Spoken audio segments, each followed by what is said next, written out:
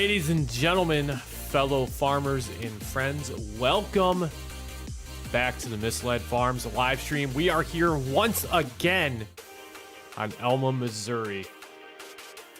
We're hoping to have a little bit better luck than we did last time. So a couple of things that we were experiencing the last time around with the previous live stream that we did, the game kept freezing up on us. John with the heyo in the chat. Welcome in, John. How are you? We had a couple issues. The game kept freezing up on us the last time we were here on Alma, Missouri. We're going to hope that that's not the case. We don't want to be stuck in April forever on Alma. I also don't want the game to keep freezing because it's kind of a pain to have to restart the whole game and kind of get back into everything. So, the one big thing that we did that we're going to do differently tonight, and we're going to see if it works. We're going to see if it works. So if you recall from the last live stream, every time we looked at a greenhouse and we did like the upgradable factories, we were getting stuck in the menu system and we couldn't do anything. Game was just kind of locked down. It's not necessarily that the game was like frozen, but the game was just locked down. We couldn't get out of the menu system and back into the gameplay, so we would have to restart the game. I don't really want that to be the case tonight. So we're going to try to see if we can isolate the issue. If we don't have any issues tonight on Alma, Missouri, it's probably the upgradable factories mod that I have installed that was the issue to begin with. Again, I'm not using it on this playthrough tonight for the live stream, the upgradable factories that is. And we're just going to see if everything kind of works as advertised for the most part, hopefully. Fingers crossed that this is the case, that everything works. Stay tuned during the live stream. We got some important information that we're going to be putting out. I'm stoked. I'm looking forward to it. I hope you guys are excited for it.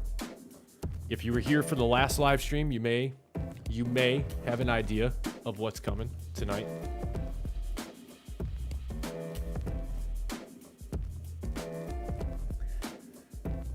At the same time, though, I do owe some apologies. It's been a minute since we put an episode up. Things have been a little busy around the household here, especially with work. I've got some content recorded. I just need to do some editing. We recorded episode 8 of No Man's Land the other night, and everything was going great. It was fun. I was enjoying it. I was actually really looking forward to putting up a new No Man's Land episode until I realized that I had no audio in my recording. I went to go edit the episode and I had no audio whatsoever. No voice audio, no game audio, nothing. And by the time I realized that, I had already recorded the whole entire episode. I've saved the game, so everything that we did in that recording is still there. It's not like I can go backward now. So the next episode of No Man's Land that I do is going to be recapping on the things that occurred during that episode in which I didn't have any audio when I went to go render everything and get it ready to upload to the YouTube channel. So yeah, we're a little bit behind. If it wasn't for that, we'd be doing okay, but that event kind of caught us off guard a little bit this week. It's a bummer. It's a bummer. But I've been looking forward to the live stream all week. Legitimately have been wanting to jump on and live stream this entire week, but I've had some long days at work and it's not lined up throughout the beginning of the week. But we're here now. It's Friday. Happy Friday to everyone. Got the stream started a little bit early, which is always a bonus. And then also, I just got to say,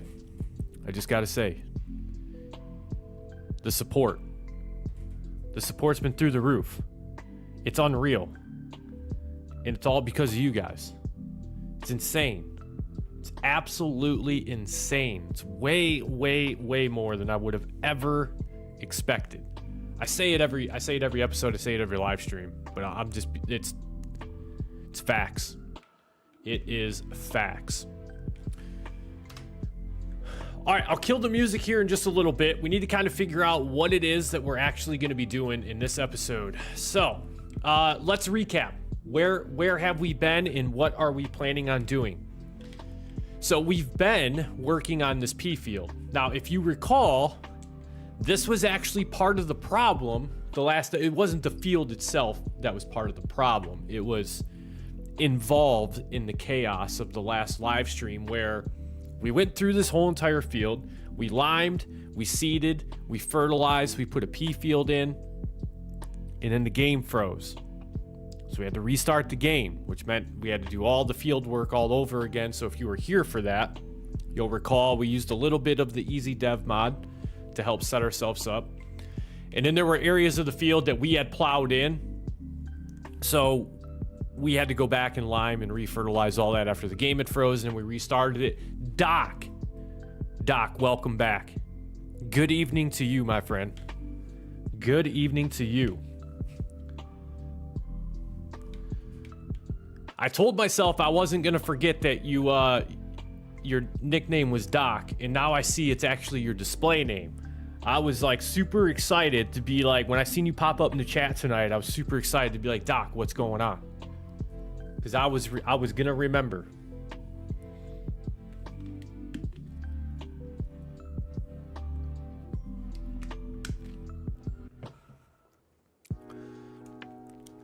So yeah, game was freezing. We've uninstalled upgradable factories.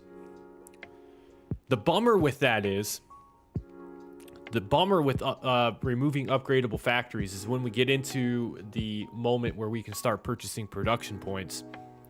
I was going to utilize upgradable factories just to, one, showcase the mod, and two, just have some fun, make some money, kind of inflate our bank account just a little bit, because right now we're a little unhealthy in the money department. We have just shy of $14,000 in the bank, and we owe the bank $215,000. So things are not looking good for Misled Farms right now. Dipping supper up. Hey, you are very welcome. That's what I was doing right before we got kicked off with the live stream. Had a little bit of dinner, and now here we are, ready to go. So we're gonna stay away from the greenhouses this episode, see if that helps. First and foremost, I think it's going to. And then, yeah, from here, let's see. It's planting season, so big deal for us because we need to look at possibly, oh, look at this.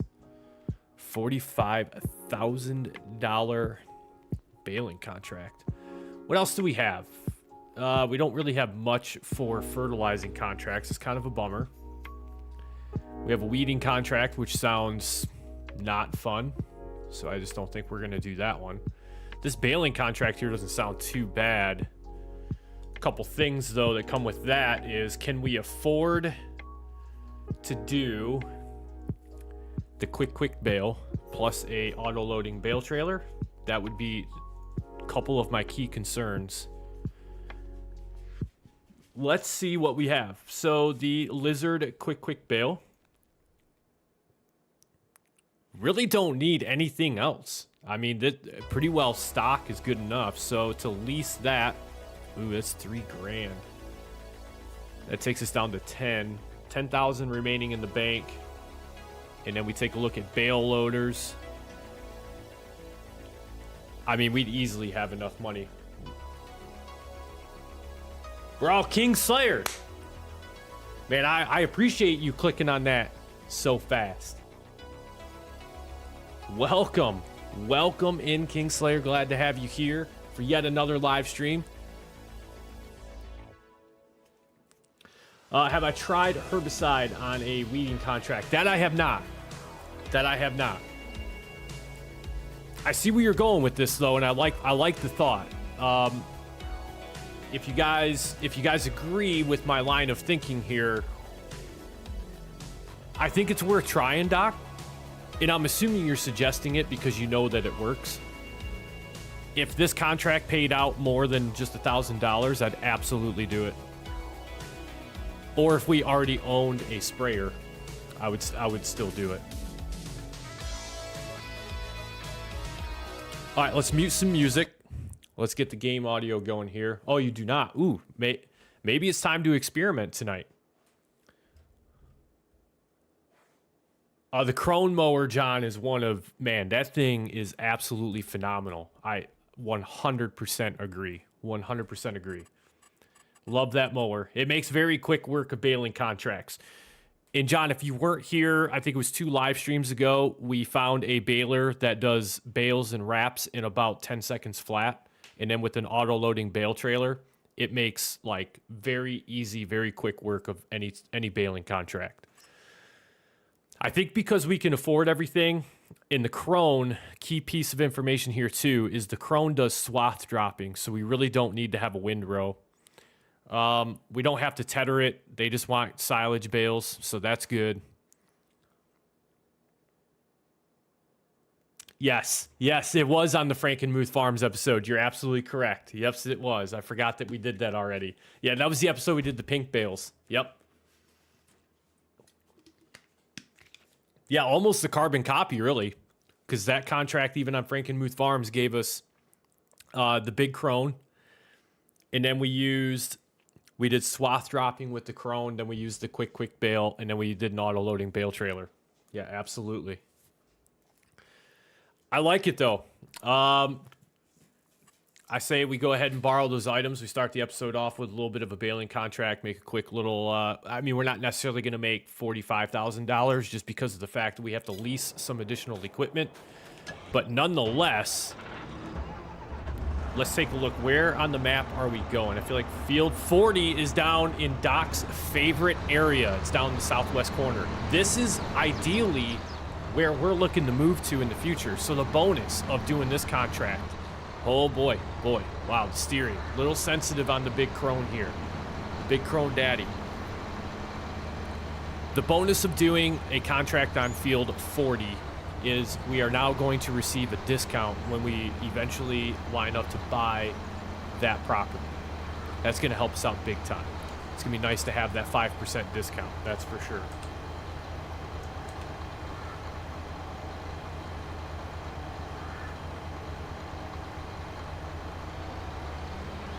I feel like part of my HUD is missing as well.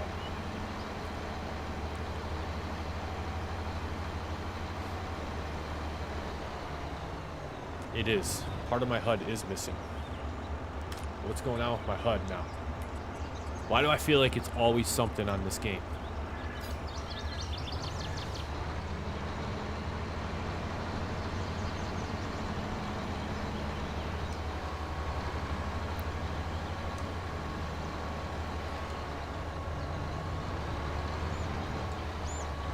Fold everything back up.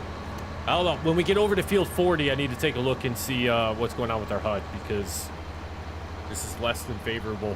Sometimes I like to have the HUD up so I can make sure that I get my keybinds and my control inputs correct.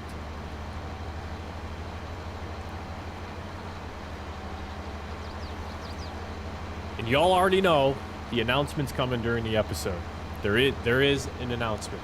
It's not a that was not intended to ever be a clickbaity type post on the YouTube channel. There's definitely an announcement coming tonight. And I promise that the announcement, I'm not going to make you guys wait until the end of the episode.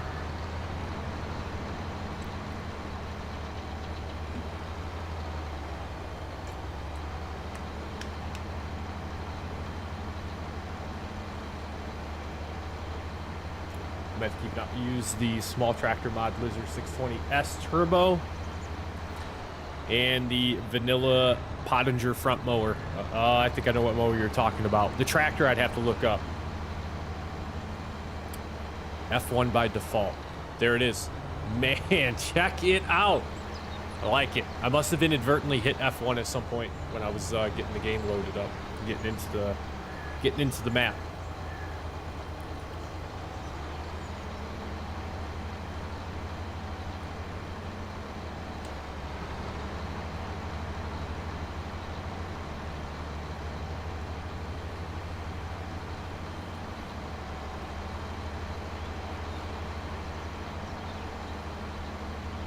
I am so ready to get into the live stream tonight. Like, seriously, you guys don't know how much I've been looking forward to it. I wanted to stream this whole entire week, but I just could not. I couldn't find the time. And I just knew, like, by the time I got home, and there was a few times where I was like, man, I'm definitely going to fire up the live stream. And I'd get home, and, man, I just mentally would crash. And I'm like, you know what? I don't want to be boring. I want it to be entertaining. I want it to be energetic. So, and I was super bummed when we recorded episode 8 of No Man's Land and went to go start editing, and all the audio was gone. That was heartbreaking. Super heartbreaking.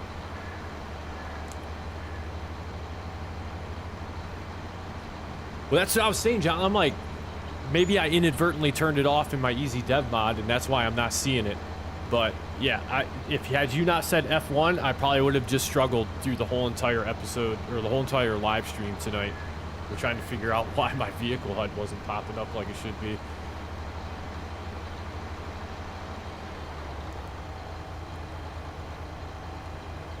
All right, let's see. How can we sneak into field? Let's do it. We're going to sneak through here. These are all grass fields, too. Man, that's so much grass.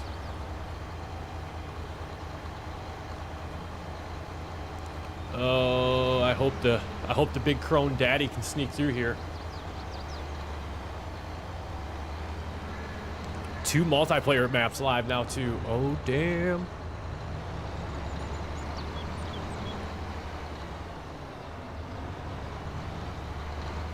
I feel like we've already done a baling contract on this field once before. I'm pretty certain that we have. This might have been in the second live stream. I think we did a baling contract on this field right here. We still need to purchase this field next to us so that we can go back and collect those bales from the very first live stream we ever did on Alma, Missouri. We're gonna try to snag up with just a little bit of extra grass in here. Work mode, we're gonna go swath dropping, of course. Fast farming. You already know that we are enabling fast farm. Here we go. That's gonna let us get a little bit of extra grass. So what maps you on for your multiplayer, Doc?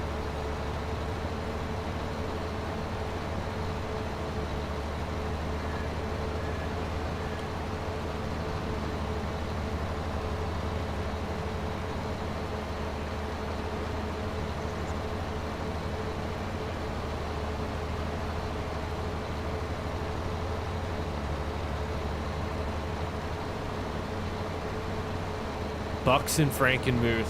Nice. 2 really good maps. I've been on Bucks County a little bit here and there. Really enjoy it. I feel like I pretty much gave it away last live stream, but there is a Bucks County, PA series coming to the channel. It's on its way. I don't know when the first episode is going to be going up, but it is on its way. Alma is just a really good map. Really good map all around.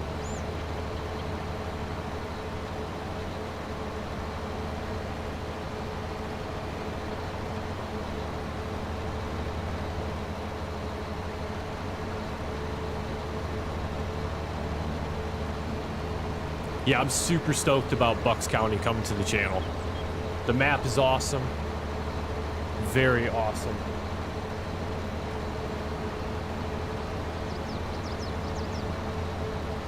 Bunny and Tiger, I really appreciate it. Thank you very much. Glad you enjoyed it. Hopefully it helped you out.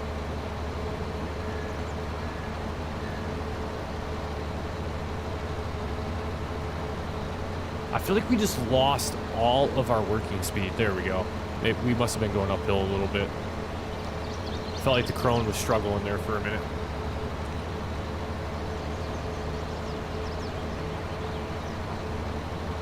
I mean, you would think this massive mower would not have any issues just ripping through any field that you put in front of it. But the amount of horsepower needed to run these mowers is probably pretty substantial. So I can understand it.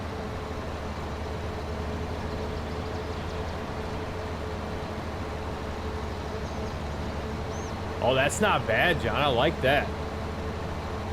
Doing like a vintage farm. It's a good idea. That's excellent.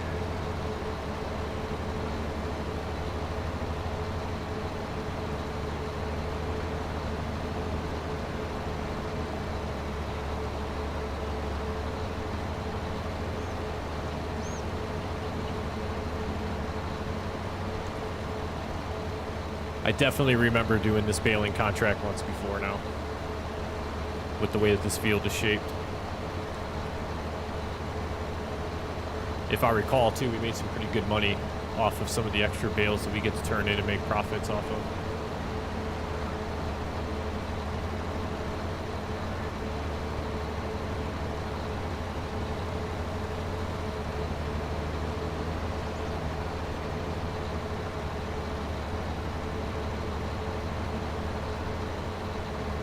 And committing to a farm sometimes can be a very tough task. It seems like, so it works like this for me anyways. This is some of the struggles I have when I'm deciding where to put a barn down or a farm, like purchasing property. So one of two things: either it draws me into the property that I'm about to buy.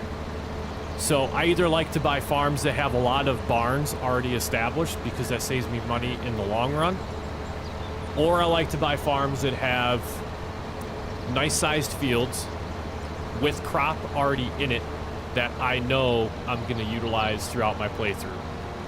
Those are a couple things that I look at, but even then it's super challenging sometimes to, like you said, to fully commit to one. Yes, I completely agree.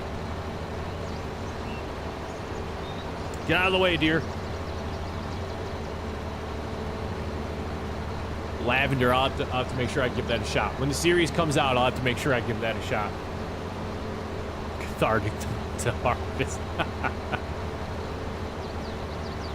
Yeah, setting it up like 10 times before I actually pick. Yes, no, I agree.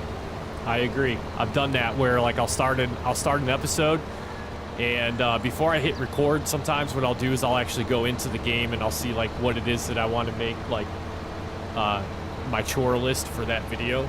But when I'm initially setting up for a series, there's times where like I'll get into the map, I'll maybe adjust some of the equipment that we're going to start off with, I'll figure out where I want to start the farm at, I'll get everything set up, and at the last minute I'm like, no, I don't like this, and I'll back out and then start the process all over again. Totally get it.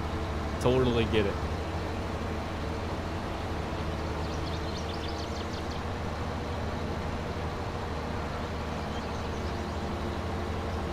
In hindsight, I do wish we would have started down here in the southwest corner of Alma. We didn't really gain too much by starting up in the top right. I mean, it's a nice starting plot of land, and if you plow the two fields together like we've done, you get a really good sized field out of that. So I am looking forward to seeing what the yield is from the pea harvest when we get, I think it's here like June, July maybe for the pea harvest. I'll have to double check, but plowing those two fields together is definitely going to help us maximize our yield off that field. But realistically, all we got was 2 barns in the house, and that was really about it. Now, the southwest corner that we're currently in doing this contract would be nice because the land is very large and it's already kind of laid out in a way that makes sense. So if we wanted to put silos down, there's a pretty obvious spot where they want you to put the silos if you were doing like a new farmer playthrough. So I'm super excited to finally, I should say, eventually have enough money to move into the southwest corner of Alma, Missouri.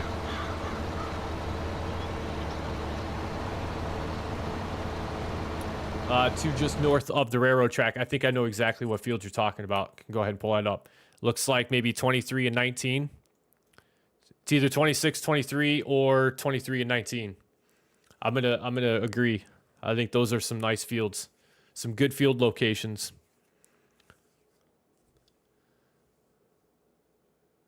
Yeah, see, that's the big thing about this. Like this on the map, it kind of tells you exactly how you should really lay your farm out. It's got the whole silo area that even on the ground, we'll have to visit that farmland here in a little bit. But yeah, it even tries to tell you exactly where to put everything down, which is real. Oh, what are we doing? What are we doing? I'm worse than an AI worker. I'm worse than an AI worker. Let's lower that down. Let's get back to business here.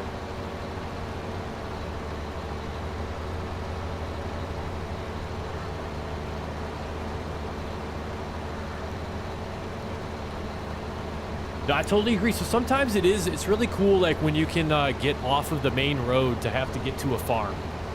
It adds a sense of realism to the map.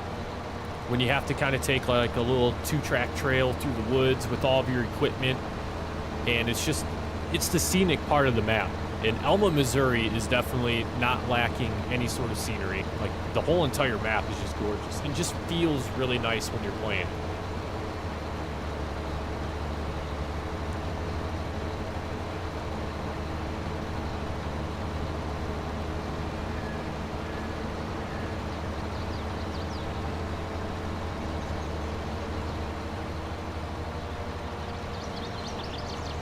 I like that. I like that. Build a little earth ramp, launch some semis around the farm.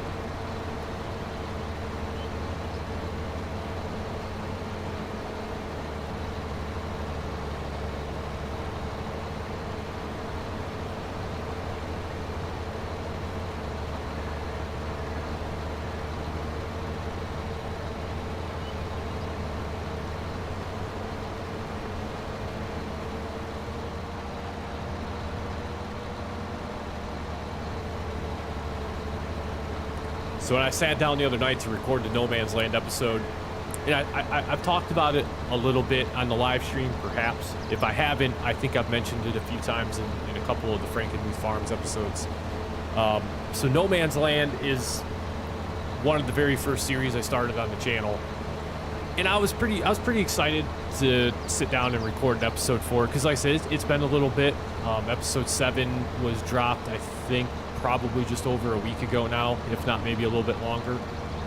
So when I sat down to start recording the episode, I was pretty excited to get back into it. You know, and unfortunately, I've mentioned it a couple times now, but unfortunately, I didn't have any audio that was captured in the recording. So everything we did in episode 8 is still there, because I saved the game thinking that everything was working just fine, only to find out that it was not. So the official episode 8 is actually going to be a bit of an update of what we did so far in the previous recording that no longer exists because of the fact of the audio issues. But with another series coming to the channel here soon, Bucks County, definitely working on that. That is something that I for sure want to get out and get moving on sooner rather than later.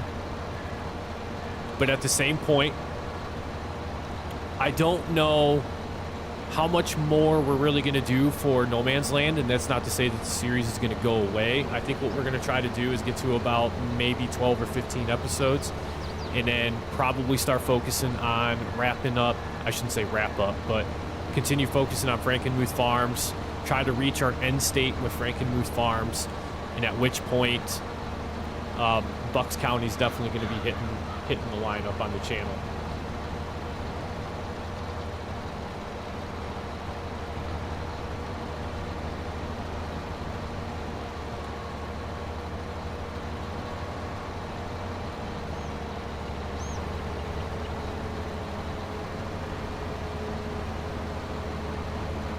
You know, I know why our working speed is not really doing its thing.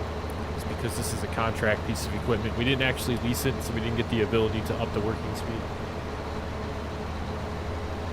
Offshoot from the road, that's exactly it.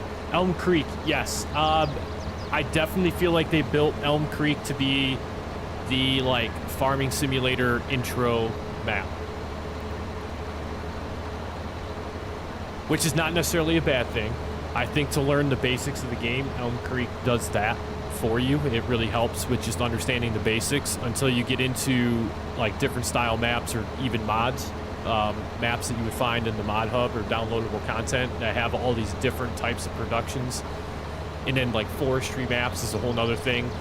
You know, that's kind of part of the thing with Farming Simulator is it teaches you how to, I should say, it vaguely teaches you how to manage and run a farm, but then you get onto a map that does forestry and it doesn't really give you any insight as to how to do forestry.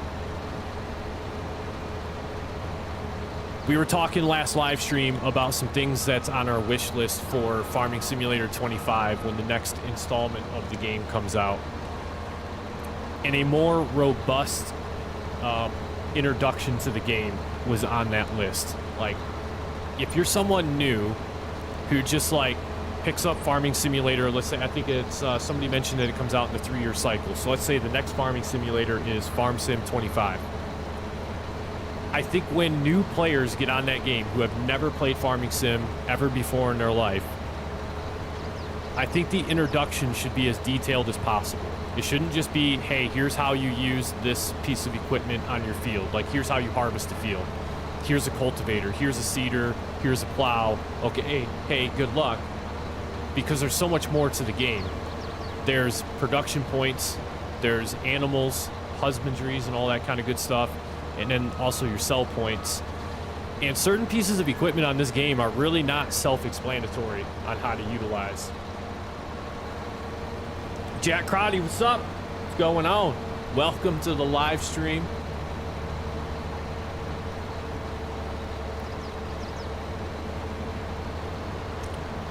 So yeah, our wish list for Farming Sim 25 includes a more robust, more in-depth beginner's guide. And it can be optional. Like, listen, if you're a veteran Farming Sim player, other than new features within that game, you probably don't need a full-blown tutorial on how to play the game. So you can skip the tutorial and get right into the actual gameplay.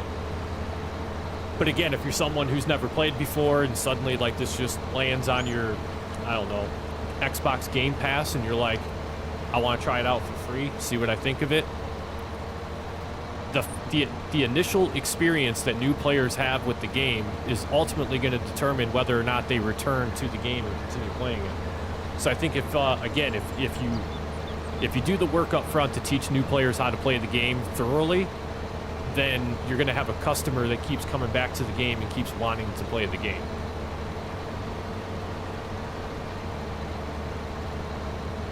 That would be good too. If like there was a mode, we'll say even if it was a difficulty option above new farmer, right? And basically for the first year or maybe the first 6 months or whatever, it's just a very hands-on guided demonstration on how to play the game. And it gives you certain things that you're going to do, so on and so forth. I think that would actually be really cool. Because by that point, you get through the first year of the farming, you've gone through a whole entire planning cycle, you've gone through a whole entire harvesting cycle, you've probably purchased productions, you're working with animal husbandries now, you're raising chickens, sheep, cows, so on and so forth. Like, now you've got the complete insight to the game. And then let's say you load up a forestry map, the game's gonna say, hey, would you like to receive a tutorial on how to manage a forestry map? Yes, absolutely would. Because if you've never used any of the tree harvesters that you can drive around and cut down full-size trees with, the controls alone are like a nightmare. I've got trees swinging all over the place when I'm trying to operate one of those things. They're insane. Apprentice, yes, apprentice or farmhand mode. That would actually be perfect. That would be it. Del the Gamer, doing good. Doing good. Welcome to the live stream tonight, man. Happy to have you here.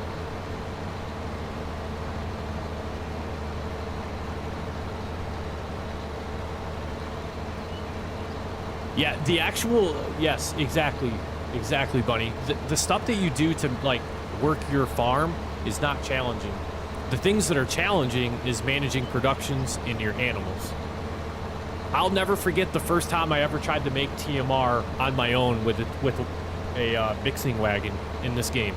Insane. I gave up. I could not for the life of me figure out how to mix TMR. So luckily, I have found what the mod hub was shortly after that and realized that you can just buy TMR stations where you can just put the things that are required to make TMR into a silo system and have the game create TMR for you. I about lost my mind trying to figure out how to actually mix TMR myself.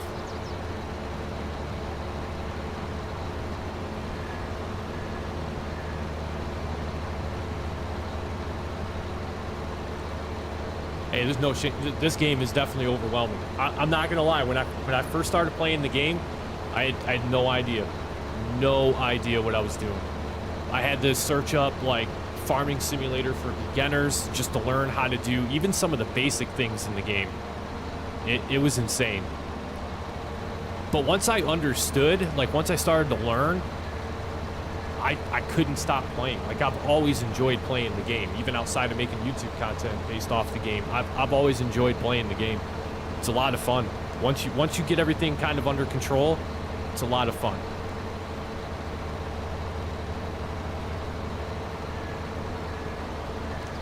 Hey Del, I really appreciate that. Thanks for the feedback. Thank you for the feedback. The ratios, that's exactly it. That's what I couldn't figure out either. Yep, that 100%. That's what was tearing me up.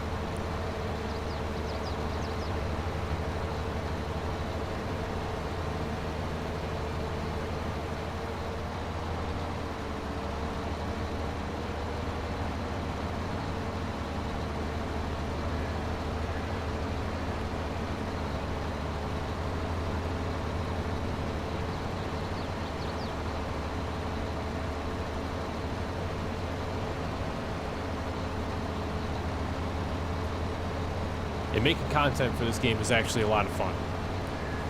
A lot of fun. I really do enjoy making the farming sim videos for all the series. Beginner's Guide, the live streams, the Frankenmuth Farms, No Man's Land. It's all just fun. There's never a moment where I feel like I don't want to make a video.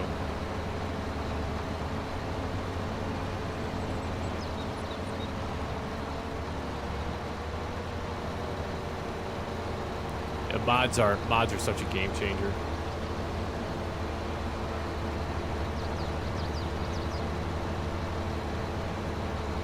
Yes, you do. Yep. I remember learning how to do that myself. Like, I'm like, man, how do these people do? Like, I like to, on occasion, I like to use some time lapses, just to kind of speed the video itself up. Like if I'm doing a harvest or whatever, or plowing a field. So I'll do a time lapse and I'll throw some music in there. I remember when I first learned how to do all that stuff, I'm like, man, this is game changer right here. Absolute game changer.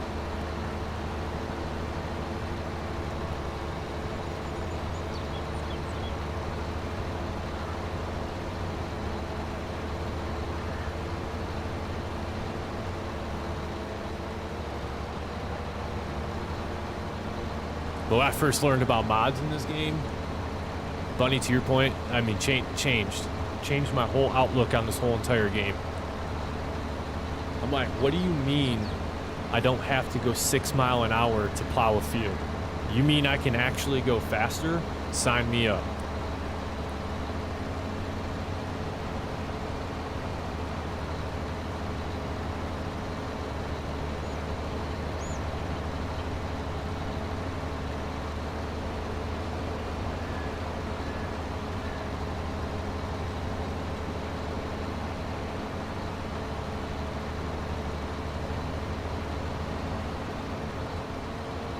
But what it also does, and I've mentioned it before in live streams and in the beginner's guide,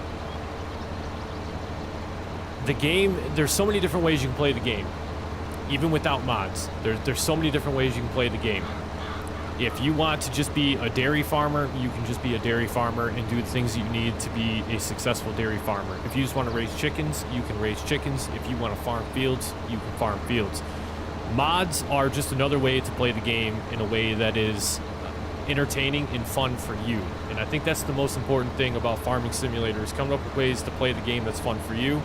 Because if you're having fun, that means you're enjoying the game. And if you're enjoying the game and you live stream or you make content on farming sim, that means the audience is also going to enjoy the game.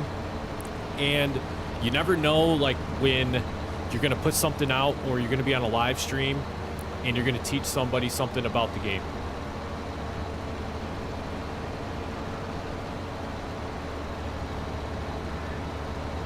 I do. I run the Easy Dev mod. Absolutely. Yes, plowing is probably one of the biggest things that I do not enjoy doing realistically.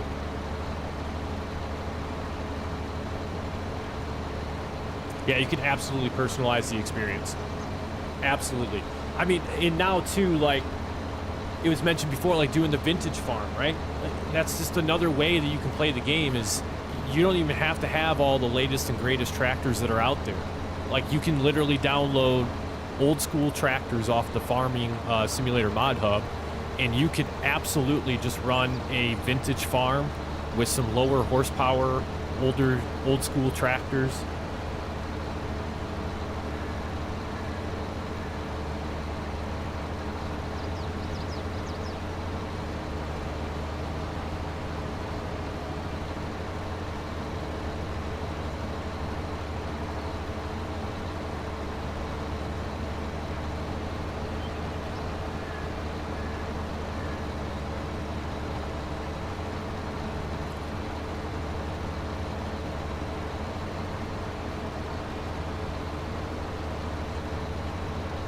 Yeah, AI workers for plowing is, yeah, absolutely necessary sometimes.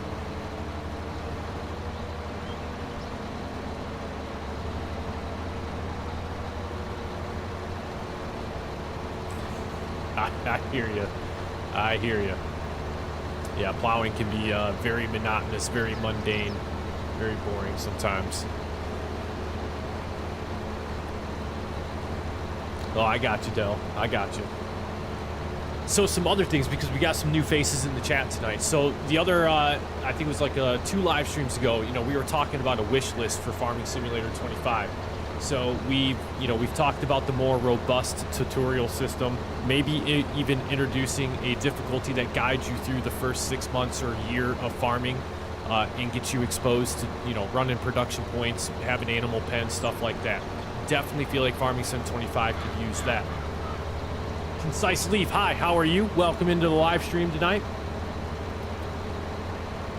The other thing that we were looking at for Farming Sim 25, for the next title of Farming Sim, needs to be a more in-depth story mode. I think it was Doc who initially mentioned that.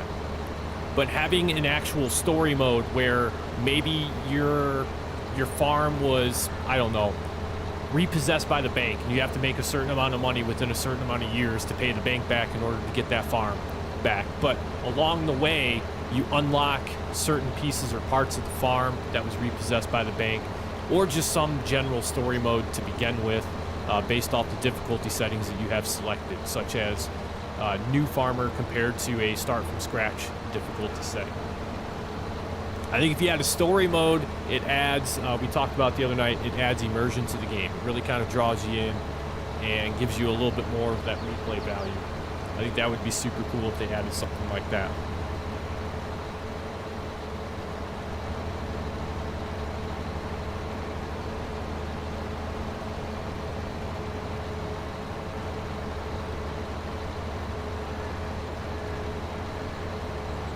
Silage bales can be very, very crucial for making a lot of money. Definitely can be very handy to help make a lot of money. Yes, that was the other piece. So outside of the immersion, the AI system in this game needs a buff. Needs to be buffed. I can't have AI workers taking the big crone daddy right here and driving it into the pond. Cost way too much money, this crone did, for AI workers to just helplessly drive it straight into the water. And it never fails. Like, you could mow 3 headlands of a field for them and give them plenty of stopping space, and they're just like, nope, and they drive clean into the pond. Or they'll just wrap your tractor around a tree for you and then get it stuck, and then even you can't get it unstuck. You just have to reset it back to the store.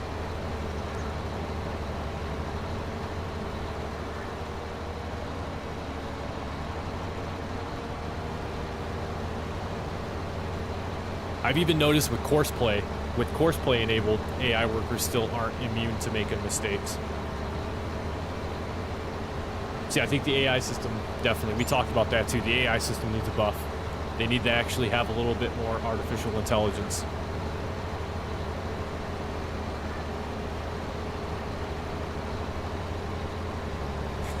That's it right there.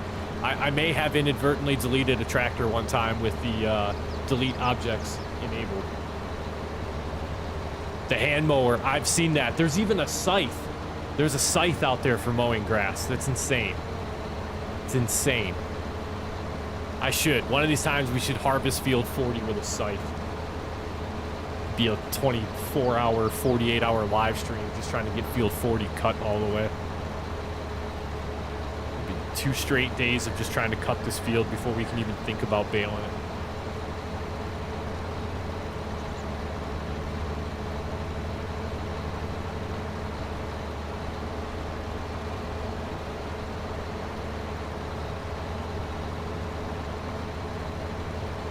When we I think what we'll do is when we buy a farm, if we have like a little bit of a grass field, we'll mess around on it. We'll pick up a hand mower, and we'll see how long it takes us to mow a grass field with that.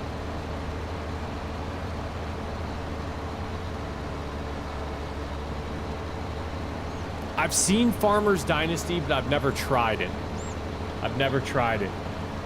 Farming Sim 17 was the first farming sim game. Maybe it was it Farming Sim 17, 19? I can't remember which one. I've tried farming sim in the past, like just for something to do before I really learned anything about the game. So farming sim has really it's been the only series of like farming type games that I've ever played. Farming Simulator 22 is the first one that I've actually like full bore gotten into and learned about. Graphics is the other thing that I think Farming Sim 25 could probably benefit from. Now, what I'll say is like the equipment itself, I mean, looks super good. I mean, if we look at this Krone, this tractor looks amazing. Definitely can tell that they pump their time and energy into the details of the equipment that they're putting out. But then you look around the map, like you look at these trees, and the trees just really don't have that real world feel to them. So I think if the engine that Farming Sim is built on, I think the engine would do the game a lot of good because they would have more room to increase the graphics.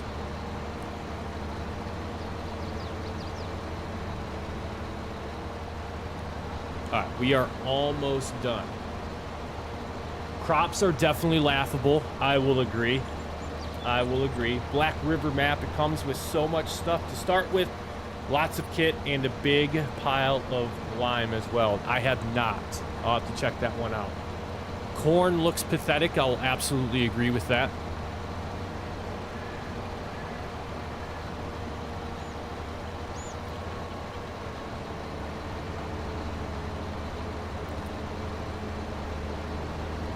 The soil texture though, so I am a big fan of like when you seed a field or when you use a planter and plant, for an example, a cornfield.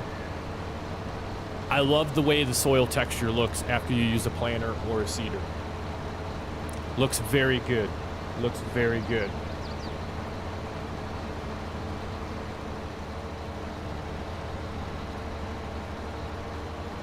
Exactly. Yes, I do need that. Big time for No Man's Land. Absolutely. I need that for every map, to be completely honest.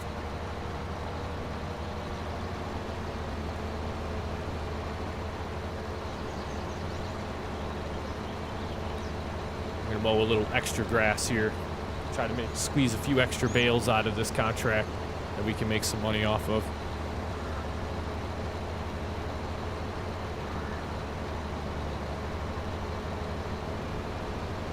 No, when you're starting out in Farming Sim, I think that's probably one of the biggest things that, like, if I had to give any advice to anybody that's, like, picking up the game and getting into it, is understanding that a lot of money in this game is not really a lot of money. I think in order to really say that you have a lot of money, I think you'd have to have near $10 million to really say that you have a lot of money in this game. When you look at the prices of some of the land, some of the equipment, some of the productions, like 1.5, 2 mil, 3 mil, they don't go very far in this game. So that's the one big thing that I would always probably caution new players on, is just when you think you have a lot of money, you don't really have a lot of money. So starting off with like base level equipment is definitely not a bad thing whatsoever. It's actually, I think it's completely necessary, unless you're using stuff like the Easy Dev mod to give yourself a little bit of money to set yourself up with equipment that you want to use in that series. Absolutely. But yeah, starting like base game equipment, pretty low tier, which is cool. I think it presents a challenge, you know, like you can identify a couple things that you want to work towards upgrading, like tractors, trailers, harvesters, so on and so forth. Yeah, 10 to 15 mil is about where I would say. Like, I'd be comfortable at 10 mil. But I mean, there's a cow pen alone that cost almost $1 million. There's barns out there that cost nearly $1 million. There's silo systems that cost over $1 million. I mean, it's nuts. It's insane.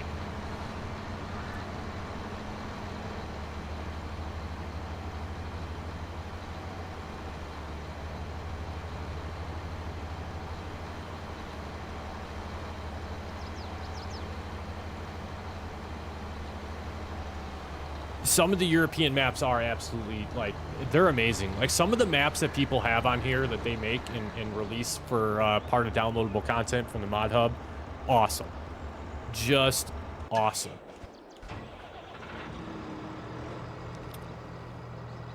All right, here comes the part now. Here's where we got to get a little creative. So here we go. So for those of you that have not seen it, either in previous live streams or in the episode of Frankenmuth Farms where we did some baling contract work and we utilized the Lizard quick bale.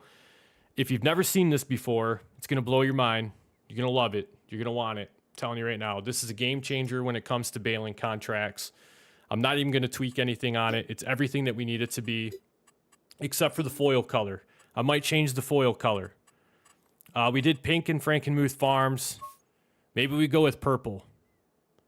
Let's do purple. Let's do it.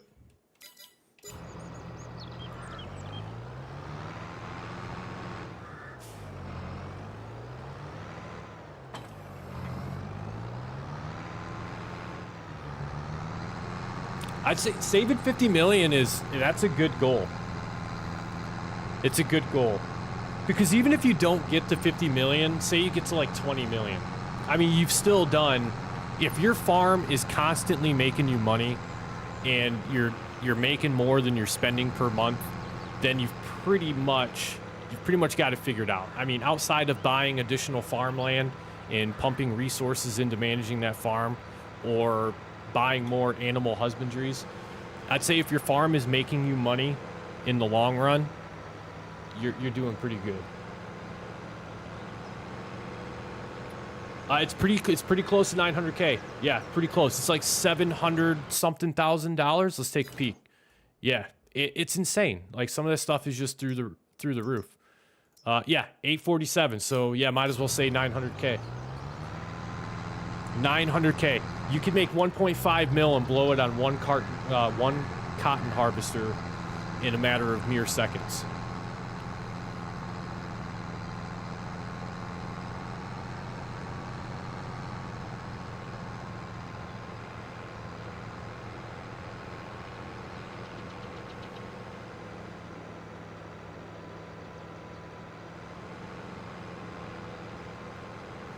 Well, I appreciate you tuning in all the way from the UK, man. Thank you. I appreciate that. 11 past 1 a.m. It's raining there.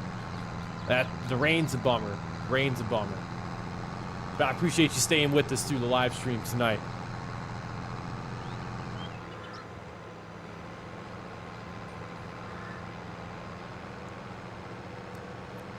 I think once we finish the contract here on Field 40 and we get everything turned in that we need to get turned in and collect on the contract, it's going to be time to make a little bit of an announcement once we get this contract completed. I'm pretty excited. I'm excited for it. If you're here from the previous live stream, you probably have an idea on what it is. So let's just we'll do our best to kind of keep it under wraps until the announcement goes out, but I'm pretty stoked for it.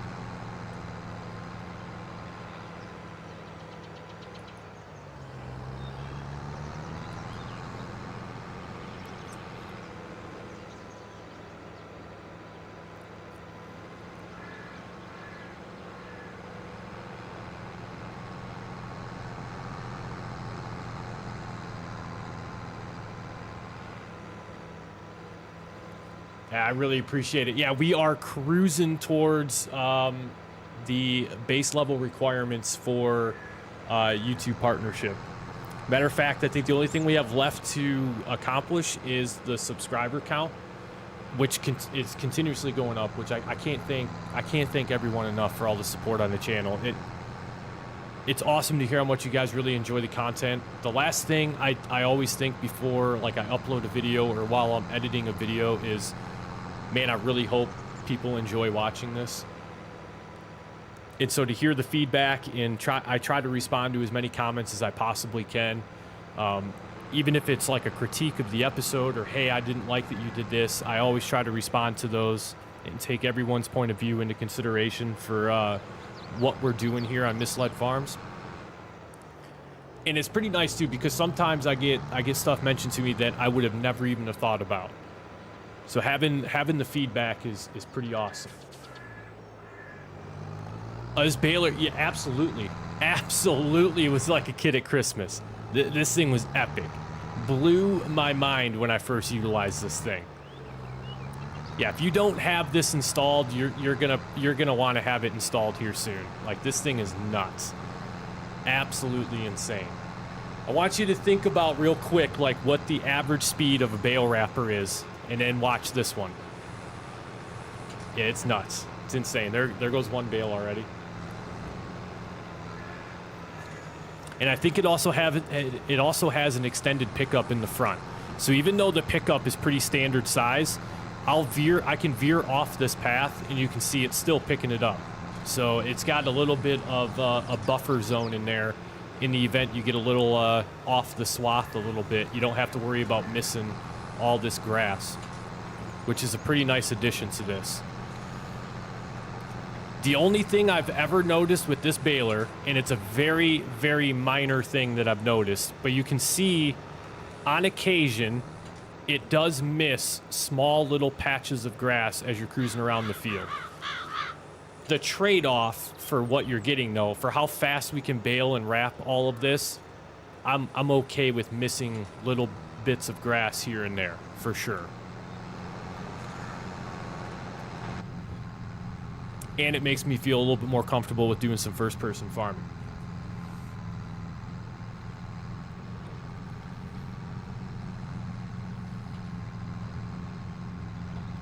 So we're already up to, I think we got about 11 bales now. 7,500 right there. That's a full bale. That one's wrapped. That's 11 bales. We need to take a look at the details of the contract and see how many liters we need to deliver for this contract to be completed. We're already at 75. So we're already at 75,000, a little bit over 75,000 liters now. I'm going to go ahead and say we've probably got to deliver at least 500,000 liters of grass for to complete the transport requirement on this contract. Let's take a peek real quick, see what we got, just so we know. Okay, I was way off. I way overestimated. We only have to deliver 163,000. It's telling us that we're going to profit 1,700. I don't believe that number. I think we're going to profit a lot more from that.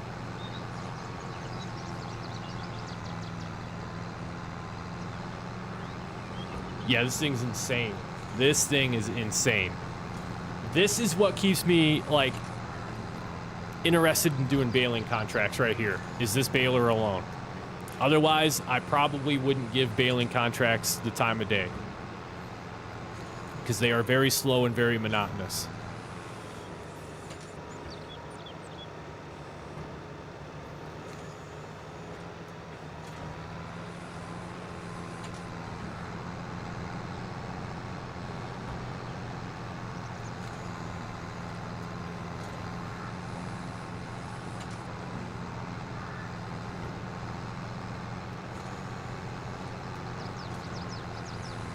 I don't mind at all, Del. I'll have to do the same. I'll have to drop by and check your channel out and hit the sub button for you as well. Yeah, we're getting close. So monetization was never even like a thought of mine. So truthfully, when I first started recording content for Farming Sim, it was kind of just this thing of like, hey, I'm going to do this and whatever happens with it happens. I mainly started because I just enjoyed playing the game, and I kind of missed, like I said, I previously had tried making some Farming Sim content, and a while back I had a No Man's Land series going, but I kind of fell out of the rhythm of doing it. And through watching some farming sim videos on YouTube, it kind of reignited the flame for it. And so I started playing a little bit more, got myself refamiliarized with everything. And I was like, you know what? I think I'm going to give it another shot. I'm just going to start making some videos. We're going to see what happens. I was going to give myself like 2 months.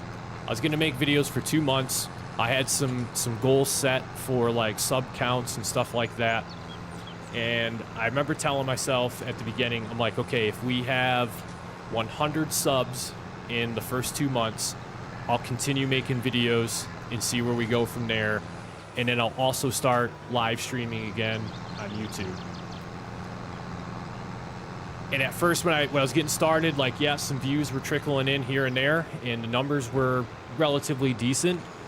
It wasn't until I made the 5 things I wish I knew about farming sim beginner's guide video. That was the turning point. That was the turning point. Once that video dropped, that was when I seen the most change in the channel.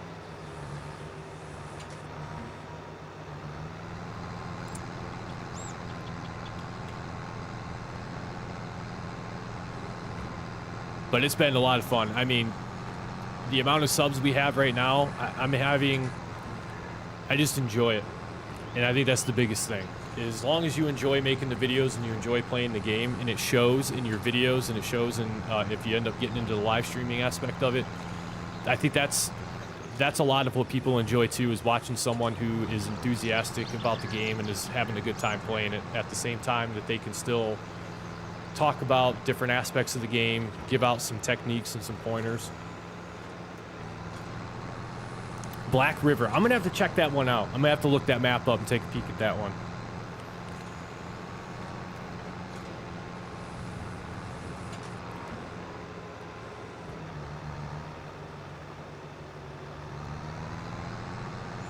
All right, 36 bales, soon to be 37, and they're all 7,500 liters. I think we have enough bales right now to complete the transport part of this contract. I'm pretty sure. 20 bales would have been 150,000 liters. So yeah, we are well past the amount that we have to deliver. Yeah, we're going to make a ton of money off this contract right now. Yes. Yes, it did, Eric. If I'm not mistaken, Edgewater, Saskatchewan was the map that they also introduced the swather on, where you could actually harvest crop with a swather. There's other maps that support it now, but I think Edgewater was the first map for it.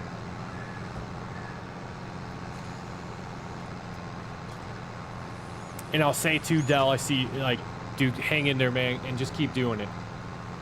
YouTube is kind of like a lottery ticket. You only got to purchase one lottery ticket to hit the lottery. Sometimes YouTube's the same way. Like, one of these times, man, you're going to upload a video, and that's going to be the video. Like, suddenly, like, your views are going to go through the roof. You're going to start getting new subscribers to the channel. You're going to start getting, like, comments and all sorts of stuff. Just keep at it, man, for sure.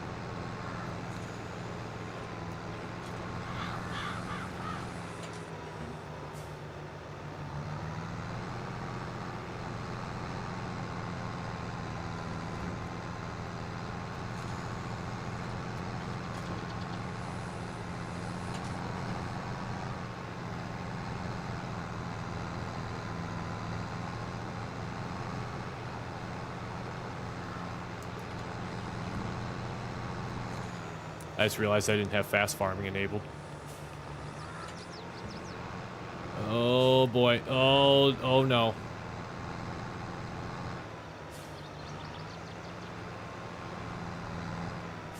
Edgewater, Saskatchewan looks like a good map too. I'd like to try that one as well. I've got so many maps I want to play and do series on. I even want to do, as much as my minimal interaction with forestry maps, I also want to do a forestry series. Just to try it. Just to see what it's like.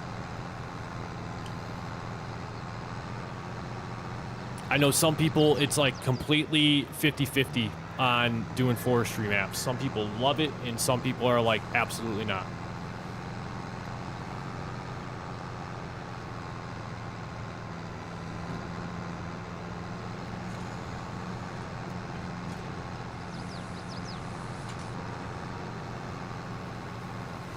Yep, that's it, man. Yeah, just keep doing what you're doing.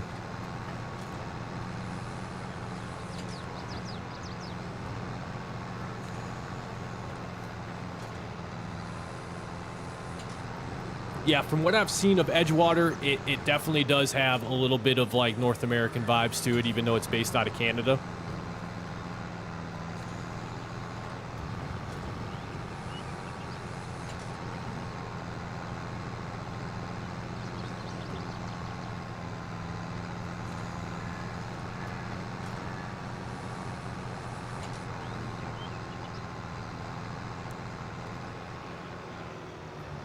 I know I don't have access to this lane. I'm just turning around. Relax, game. Yeah, I'm terrified to try a forestry one. I'm going to definitely have to learn the ins and outs of doing a forestry playthrough. But that's the other thing, too, is part of me is just like, you know what? I'm going to absolutely just nosedive and face tank a forestry playthrough and just learn, like, as I play along through the series. Finished editing the website. Nice. Congratulations.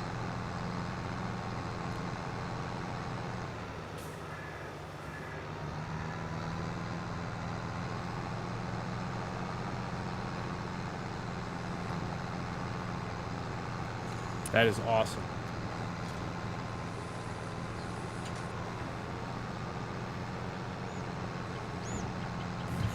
A lot of pumpkin pie. Yeah, that's right. There's a map too. I don't think it's this. Oh no, I think I'm thinking of Bucks County, PA. Carrots. I didn't know that you could do carrots.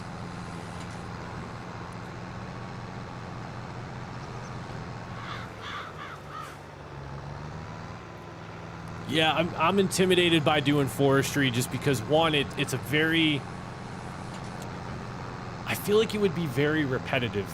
I mean, and I got it. Like, you could probably make the same argument about like just playing farming sim, doing the farming, is that after a while it does get a little repetitive. But forestry, especially if you're playing on a forestry map that has no fields, it is literally just cut tree down, harvest tree, turn it into a sawmill, create planks, take planks to other place, have product made, sell product, rinse and repeat.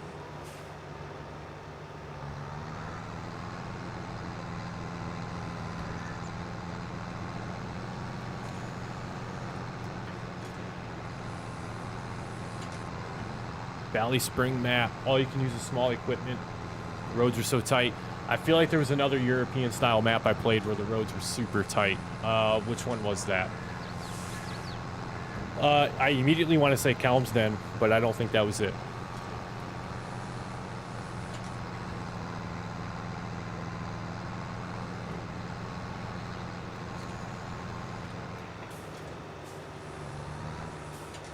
Yeah, I could definitely see. I could see that being difficult, Doc, for sure. Quartz Farm. Quartz Farm, yes. Not only does it have nightmare fuel for fields, it also has some very small and bumpy roads as well. The Valley, the old farm, is another one, I think, too. A lot of the, like, off-road paths that will take you in between fields are very, very bumpy and kind of difficult to drive on.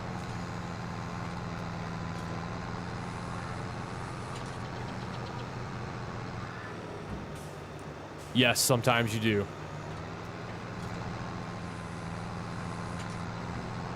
I do enjoy some realistic aspects of the gameplay as well. Quartz Farm is a little tight with space, I will agree. Absolutely. Absolutely. The Valley, the old farm, has a phenomenal setup. Very, very nice setup. Especially if you start at the new farmer location. The Valley, the old farm is amazing.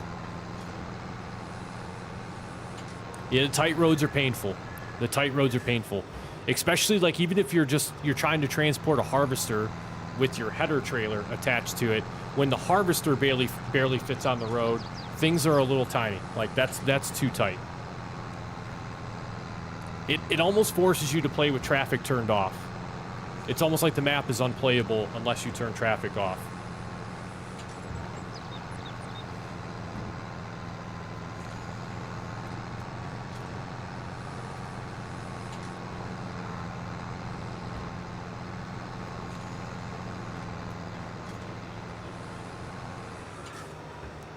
We are about to make so much money off these bales right now.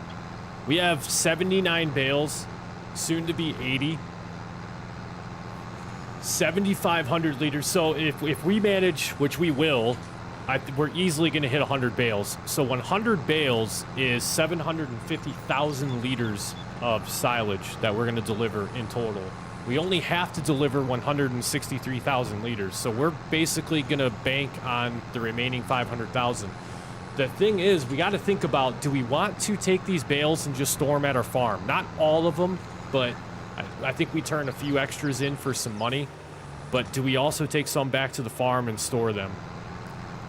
Actually, if we're going to store them, we'd store them right down here. Because eventually we're going to buy this farm. And then we can just leave those silage bales there until whenever we need them. Thinking ahead. Big brain move. Yeah, oh yeah, drivers on Frankenmuth, yeah, they don't care. Stop sign, didn't see it. Blow right through the intersection. And they always pull up to an intersection as you're about to drive through it. It's never, like, they never go through the intersection unless you're approaching it, it seems like. Total disregard for stop signs.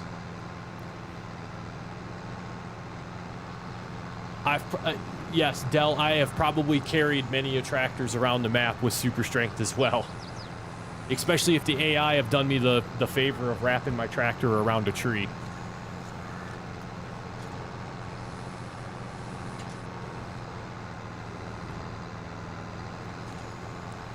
Yes, the aesthetic bales.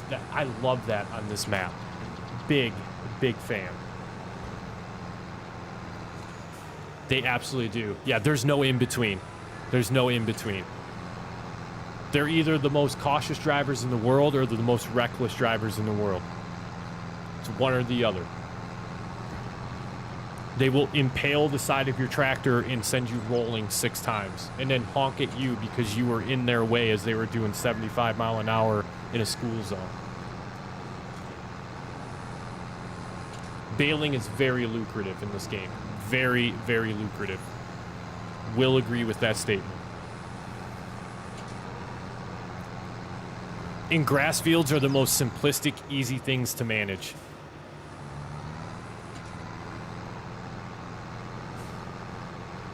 If you're using precision farming, just keep them limed and fertilized. If you're not using precision farming, you can literally harvest a grass field and then roll it, and rolling the field counts as one stage of fertilization. It's insane. They're the most simplistic things to manage in the entire game.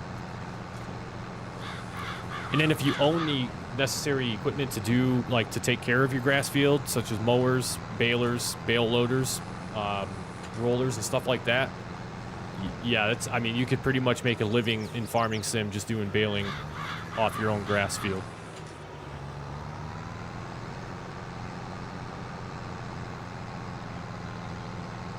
Yeah, I would say baling could almost, yes, it could be considered OP for sure. Greenhouses can be that way too. I'm not using it on Alma because I think it was what was causing the game to freeze in the last live stream. But I have a mod installed that's called Upgradable Factories, which basically just increases the amount that you can store at a factory, like production point, and increases the output as well too, to make more money off of. I upgraded on No Man's Land. I upgraded the mushroom greenhouse to like level 3 and started making $120,000 overnight. It was insane. I literally could live off one mushroom greenhouse.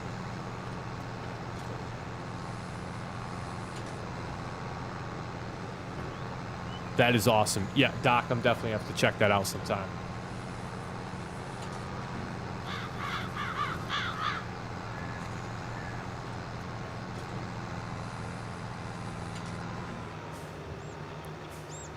Yeah, that's the other thing. Silage on like a non-modded map, and once you get enough, it's just, yeah, there's not much else that you have to do. You can cash in on it, make some money, or you can use it for your TMR, for your cows, keep them fed, which then they're producing milk. And they're also producing slurry and manure, which milk alone, depending on what you're using it for, you can just sell it and make a ton of money, especially if you have like upwards of a couple hundred cow on the farm. You'll produce a lot of milk very quickly. And milk is another gold mine.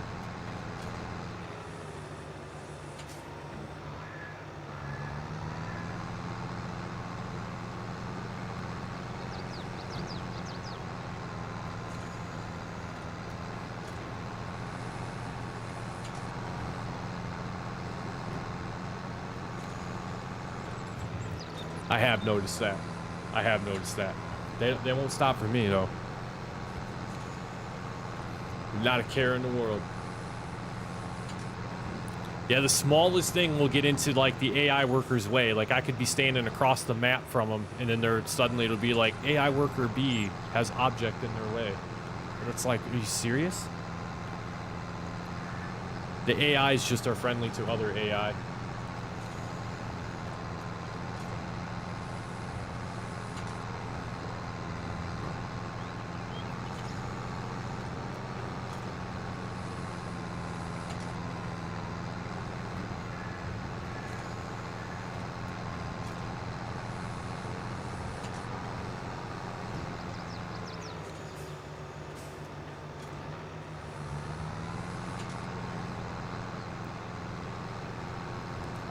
It's looking close. I'm gonna say if we don't hit 150, we're at least gonna hit anywhere from 125 to 130. I'm gonna say probably upwards of 135. 135 to 140, hopefully.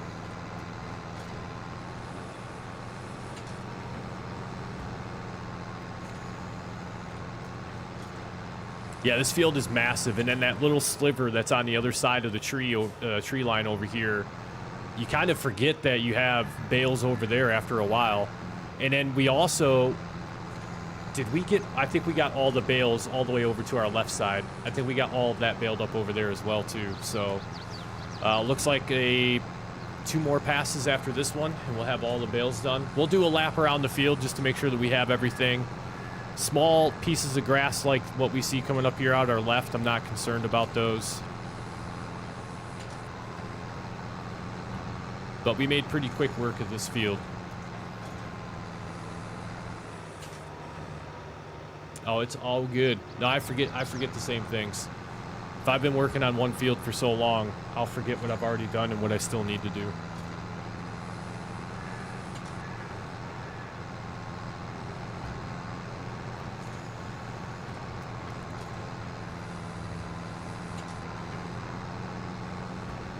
Yeah, it's looking like we're going to be right at about 135 bales. Probably just shy of that. I'm thinking 132. I'm going to go with 132. I think that's still too much.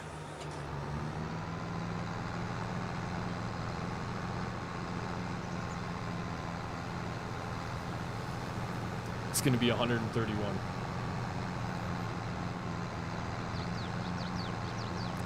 I'll double check, John.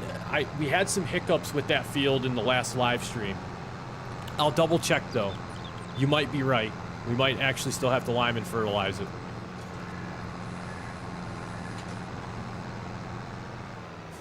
Okay, I'm gonna pick up just a little bit of this right here.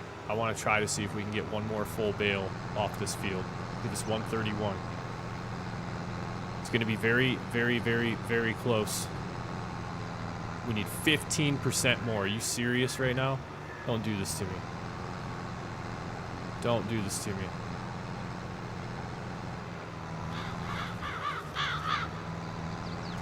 We're too close to stop now.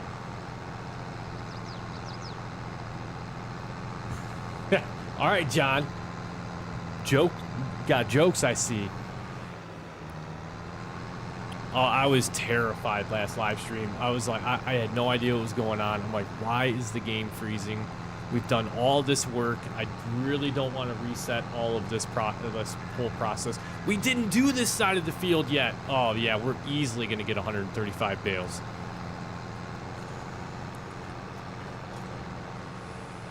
Oh, that's insane.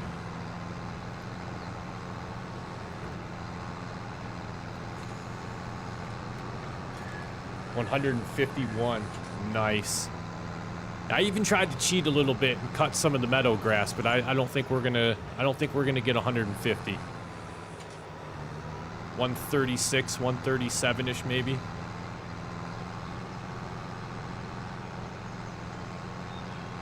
I thought we did this side of the field already.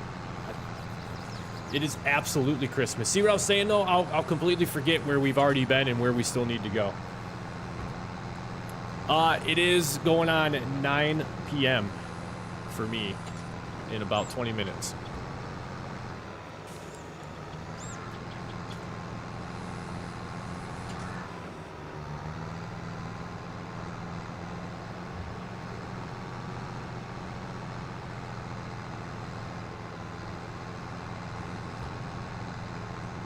Yeah, I've only used silage additives, I think, once or twice. Mainly because I didn't understand what I was doing with them. But once I learned how to use them, I realized that they're a necessity.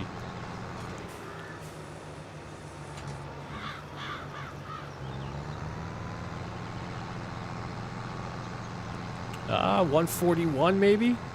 Maybe we can squeak out 141 bales? 20 minutes to be 2 a.m. Yeah, 5 hours behind you.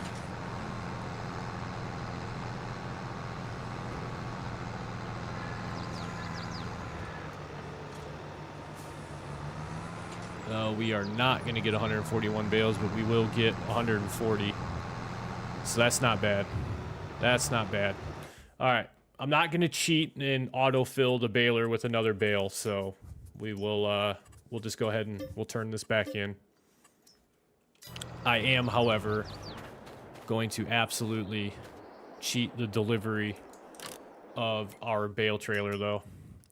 Let's see, anything on sale that we can benefit from? Ooh. Is that auto-loading? I think it would be with universal auto-load, which I have installed, but... speaking of forestry, there we go. This terrifies me. All right, there's nothing in the sales page that we need. Let's go and get our auto-loading bale trailer. I'd really like to get something...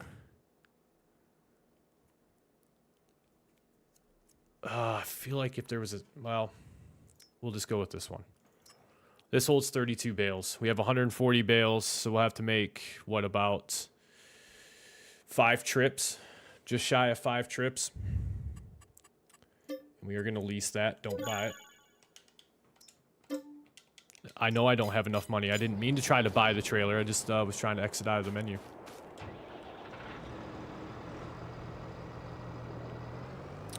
That mod is the store deliveries mod. Demetrius, welcome back.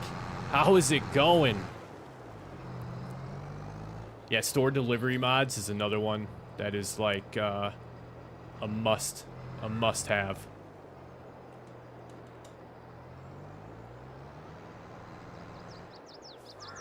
Oh man, did we mess up?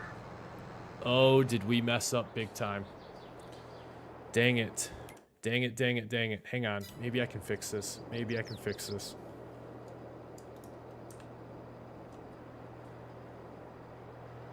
Let's try. So I don't have to release it. Yes. Is it still going to hold 32 bales, though? I don't know if this is going to hold 32 bales.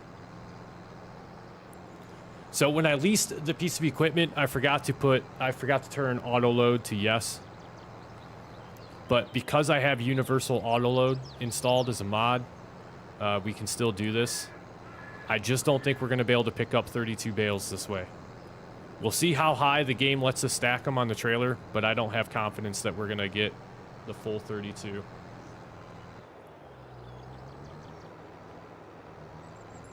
I think that's going to be it. I think that's all we're going to get. What's that? 2, 4, 6, 8, 10, 12. It's only 12. Is it going to let us pick up third row? It is not. That's a miscue on my part. Big, big miscue on my part. And of course, the bale delivery point is all the way across the other side of the map. Was that where it was the last time, too? I don't remember it being that far away last time.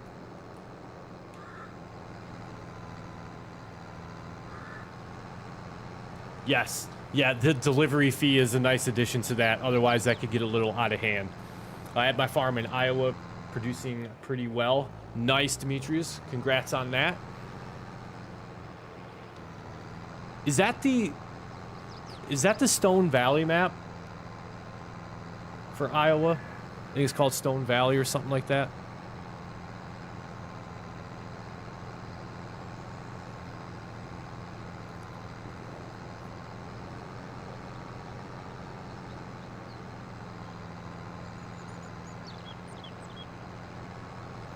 Yeah, we're gonna fix the trailer too. We're gonna get it set to where it'll actually auto load up to 32 bales. I always forget to set it to auto loading. Always forget. Never fails.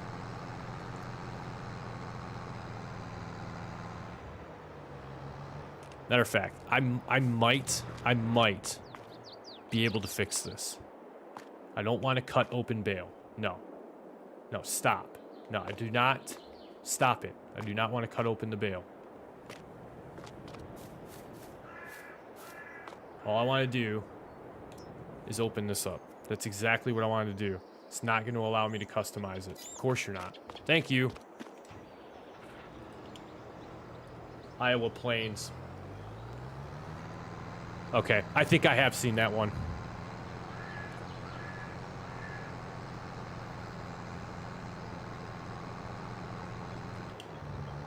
Well, we have 90,000 liters of silage on this trip alone right here. So what is going to be nice for us is even if I were to leave it in its current configuration, we would only have to do one more trip. And we'd have the transport part of the contract completed. And then the rest of the bales, we can leave some down here in the southwest corner for later use. That way we always know where they're at. And then we could also sell some to put some extra money in our pocket. Because we're trying to buy the field in the southwest corner, I almost want to sell all of the bales. Almost. Just to make as much money.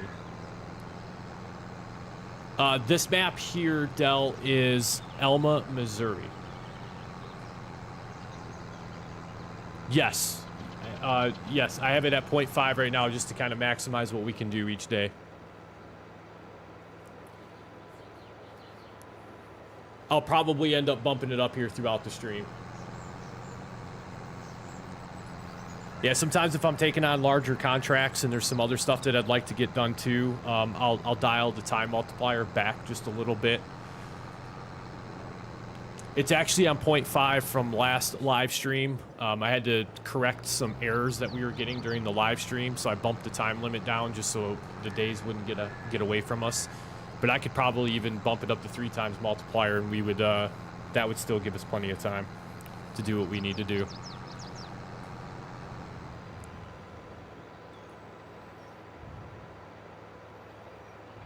I think this is the same bale delivery spot from the last time we did this contract. I'm pretty certain.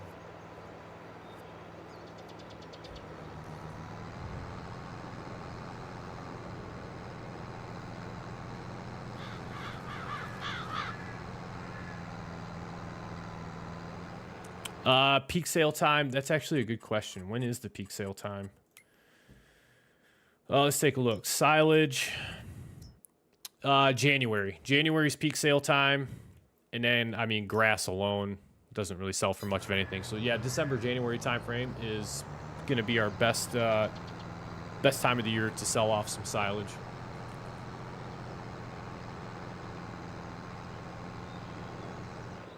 Night all, I appreciate the kind words there about the Beginner's Guide series. Really appreciate that. Thank you very much.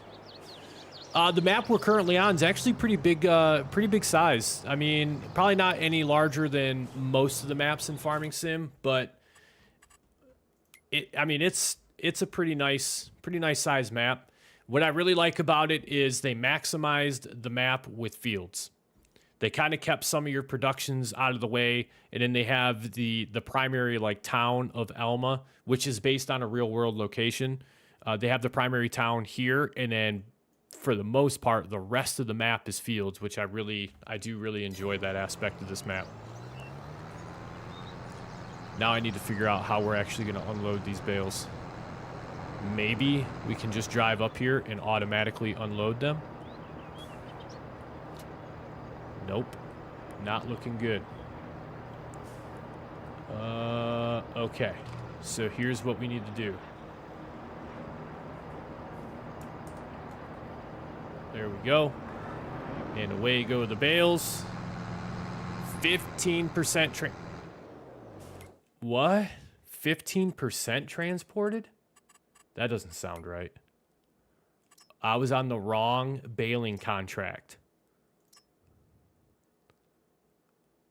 We still need to deliver 482. We still need to deliver 121 bales, it looks like.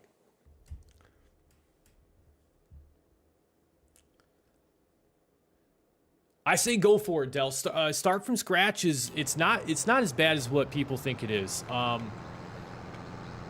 You know, with start from scratch, what is it? You start with $200,000 or $500,000. I think you start with $500,000, but 200 of that is a loan from the bank. So you got a couple options right off the bat. You can pay that $200,000 back right away and start with $300,000, which $300,000, like, starting off, it gets you a field or two, depending on the size of the field that you're trying to get.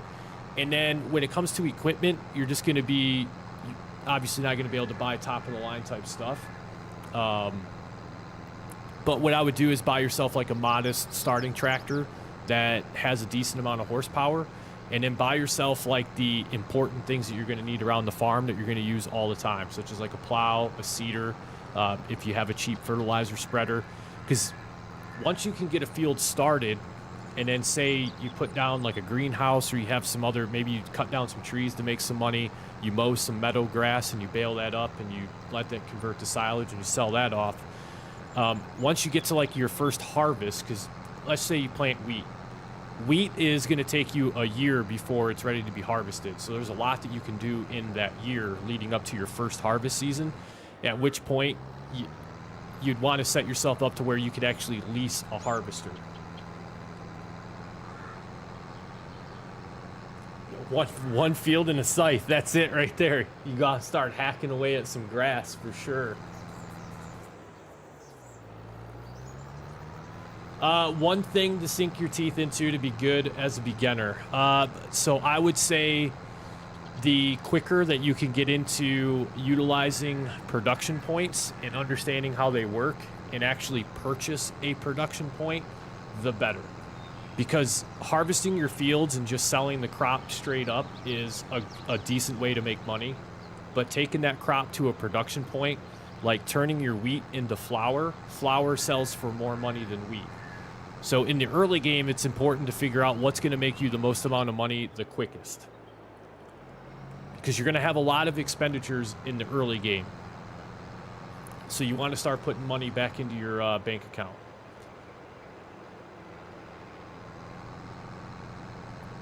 Yeah, normal economy is a pretty fair place to be. Yeah, normal economy is a pretty fair place to be. I think we are on hard economy here on Alma, Missouri, but the contract prices are really what's been bailing us out. Yes, absolutely can. You can pay the $200K back, not have to worry about interest from the bank from month to month, and then you could do contracts and make that $300K or that $200K back pretty quick. Even with buying your own equipment.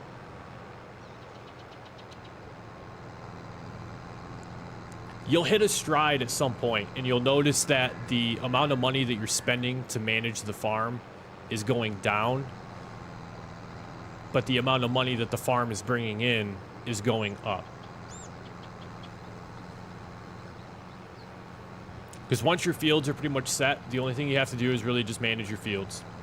The most you're ever going to have to do is plow the field, plant the field, fertilize, lime, weed control, and then harvest and turn it in, and then start all over again. Let me see if this lets me fix this now. We still can't customize it. It's because it's a lease. That's why.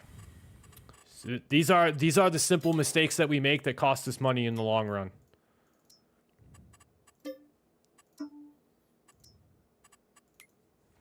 Let's go back to our bale loaders.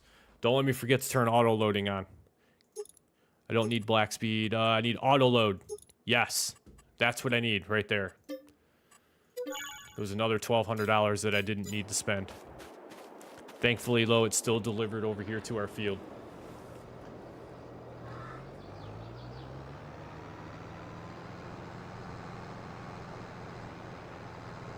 Yeah, I hear you. Yeah, because once you start making money pretty consistently, it's fairly easy to start buying up all the productions, especially if you have the fields that can support the production points. Like, you got a sunflower field to support the oil mill. You've got a cotton field to support the spinnery and stuff like that. Yeah, it's pretty much at that point you've got it fairly made. There's not very much more that you have to really worry about at that point. Clothes. Making clothes in this game is a surefire way to make a lot of money. Clothes sell for an insane amount of money.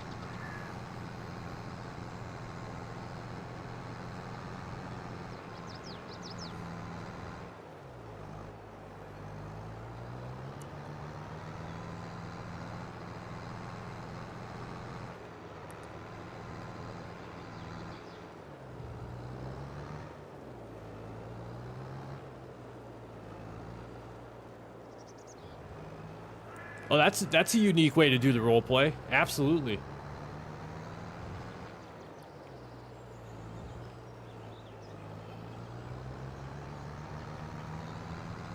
I like that. That's a solid idea.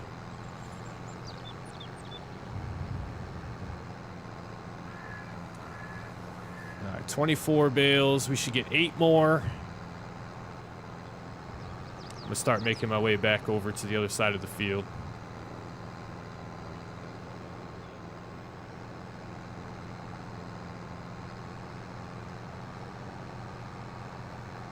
Tractor is not liking the weight of these silage bales, that's for sure.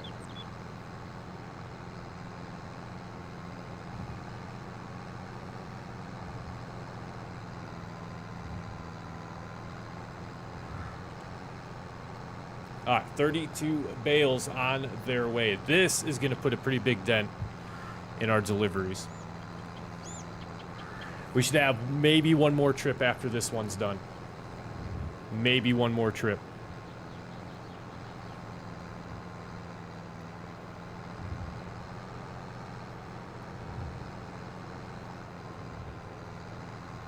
So once we deliver this load of bales down to the biogas plant, I'm going to stay parked down there just for a hot second.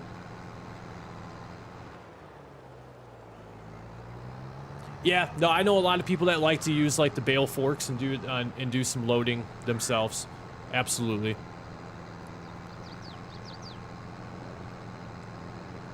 Or just using like the original style bale loader trailers that you can drive around the field, and they like the base game bale loaders.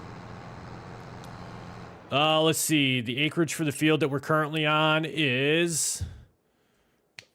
Oh, let's see. It should tell us right here within the contract, I thought. 30 acres. 30 and a half.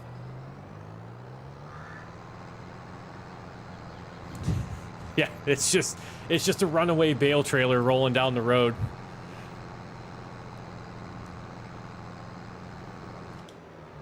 Yeah, once we get down to the biogas plant and we drop this load of bales off, I'm going to throw up the quick pause screen. I'm going to run over, use the bathroom real quick, and then we're going to get back.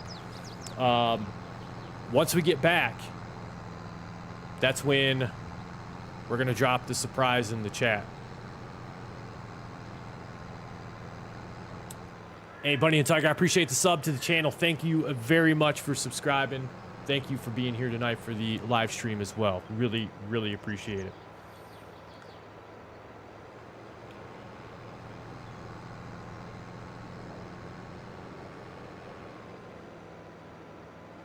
Yeah, I think we totaled out at 141 bales for this field.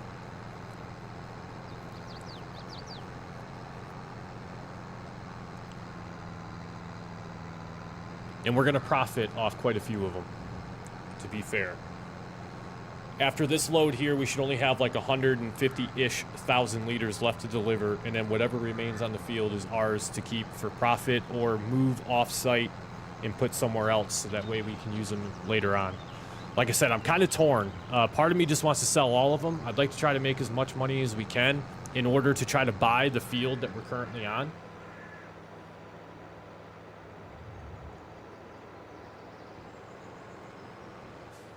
So for those that missed it in the last live stream, Doc in the chat, he was mentioning how the southwest corner of Alma, Missouri, this whole area down here. So if we went to go buy farmland, this is ultimately what we're looking to purchase.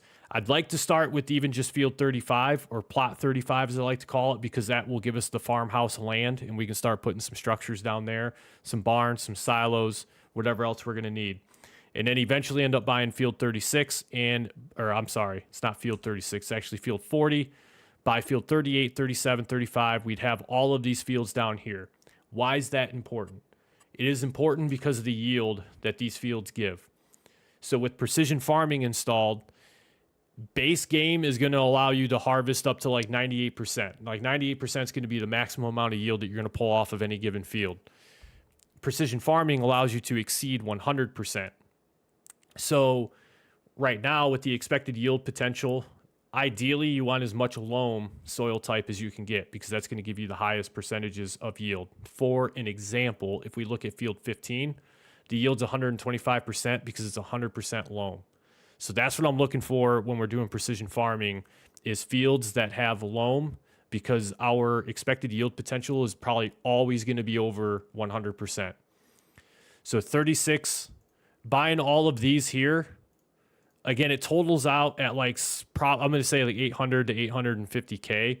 But if we could make enough money to at least get started down here, that gives us two fields, 39 and 36, that we could initially start working. We'd still own this area up here. This is what we currently own. We plowed these two fields together, and we currently have peas planted there. So we could utilize this up until the first harvest, and then hopefully have enough money by that point to start purchasing land down here. And then we could just flip this and sell it. Right now, if we sold, we would make, let's see, we'd make $204,000, which would give us enough between that and the contract. That would give us enough money to buy this down here. It'd be pretty close. We'd probably have to crank out another couple contracts, but it would be very close to that. But that's ultimately where we want to end up, is down in the southwest corner. It's just going to take us a fair amount of money and some time to get there. 50 cows when you buy that southwest. That's awesome to know. So that is even more reason. That's more reason to keep some of these silage bales, because we're going to need them for TMR, for sure. To my knowledge, heavy haul, it's not possible to influence. I think it's built into the map as part of precision farming. Now, is it the same every time? Like if you had 5 different Alma game saves, are they always going to be the same? They very well may. I don't know if it just randomizes itself with each new like gameplay you start. But loam is always, that's prime. That's what you're looking for. Sometimes you're going to get hosed a little bit, and you're going to get a lot of silty clay, which is not good for yield. And it also increases your seed usage rate when you plant fields.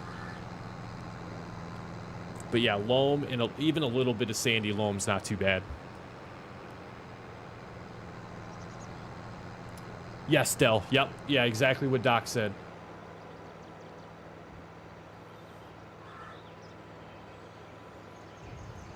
Yeah, I was unfamiliar with peas as well until I got onto Alma, Missouri. And then I think it was like the second live stream I did, Doc popped into the chat and he's like, dude, you just need to plant peas. Problem solved. And I'm like, all right, let's do it. We'll run peas.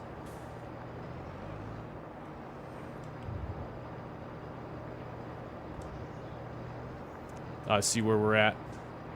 42% complete. 57% transported. So one more load. And that is pretty much, that's pretty much it. That's all we're going to need. It would be a good experiment to do. It's actually a good point. Maybe I should try that sometime and see if the soil types are randomized for every time like you load into a new gameplay, or if it's just built in automatically, never changes no matter how many like new gameplays you start. All right, real quick, I'm gonna hit the bathroom, take a quick little bathroom break timeout here, and then when we get back, stay tuned in the chat. Gonna be dropping some good information in there that I think you guys are all really gonna like. With that, I'll be back in just a couple minutes. You guys hang tight. Appreciate everybody that's dropping by for the live stream tonight.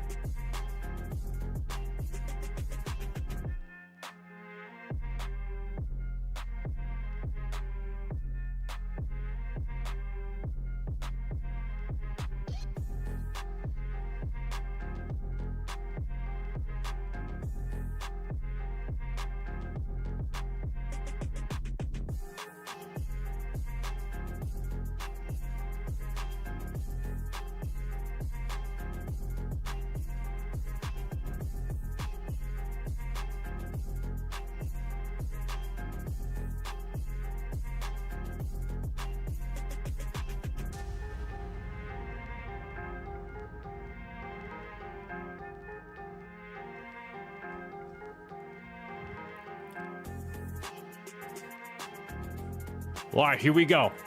I hope this works. We're gonna have to try it out. I'm gonna need you guys to make sure that this actually works for us. So in the last live stream, we had some discussions about starting a community Discord that's centered around Farming Simulator 22. Now, the purpose of the Farming Simulator Discord here, the community Discord, is so people that enjoy playing the game, like-minded individuals that want to come into the Discord and help other people out, post helpful hints, tips, tricks, techniques, talk about mods, talk about different playthroughs. We're even going to have some like multiplayer farming options available in the Discord. There's going to be some voice rooms that you guys can all join in on and do some farming together. There's going to be just a general chat section as well. And what we currently have for the Discord is not going to be the end all be all. There's going to be some stuff that hopefully down the line we're going to continue to add to the Discord as well too. But we talked about it in the last live stream, and we all were, the chat and I were all in a general consensus of this is awesome. This is going to be a really great idea. It's a place where veteran players of Farming Sim can come and still enjoy everything, and then also new farmers can join the Discord server as well. And if they have questions, they'll have a whole community there that can help them and guide them to their answer or to the assistance that they need for the game. So with that, without further ado, let's go ahead and let's drop the Discord link in the chat. Hopefully this works.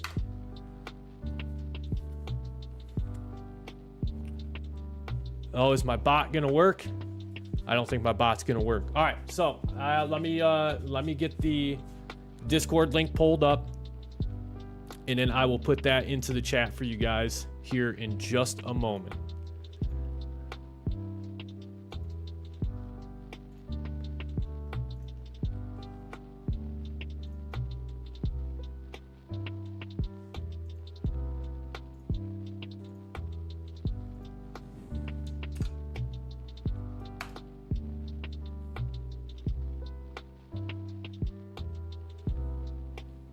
All right, that is the link right there to the Discord. I'm actually going to pin that message to the top of the chat.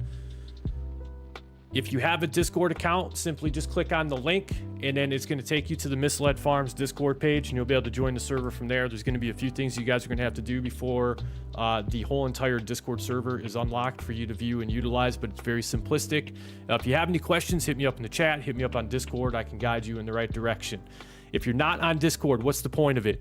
It is a community, it's like a community server where everybody can chat via like just a general chat section. There's voice chat options where if like you're playing a multiplayer game, you can jump into a voice chat with other people that have Discord, especially if you don't have a system to like do voice chat on the PC. You can utilize Discord and join up and do like party chat that way. You can have it auto announce live streams. You can have it auto announce when new videos have been released on the YouTube channel. And what we've tried to do is just make it into a section of like, again, break the channel apart into different sections. Like if you are new to Farming Sim and you have questions about how to play the game, there's going to be a section for that. If you are looking for players on console to play with, there's going to be a section where you can shout out and say, hey, I'm looking for people to join me on my multiplayer farm. Same deal with PC players. You're going to be able to do the same exact thing. Once you're in, you're going to see it's going to take you to the welcome page. It's going to go over some quick rules for the Discord server.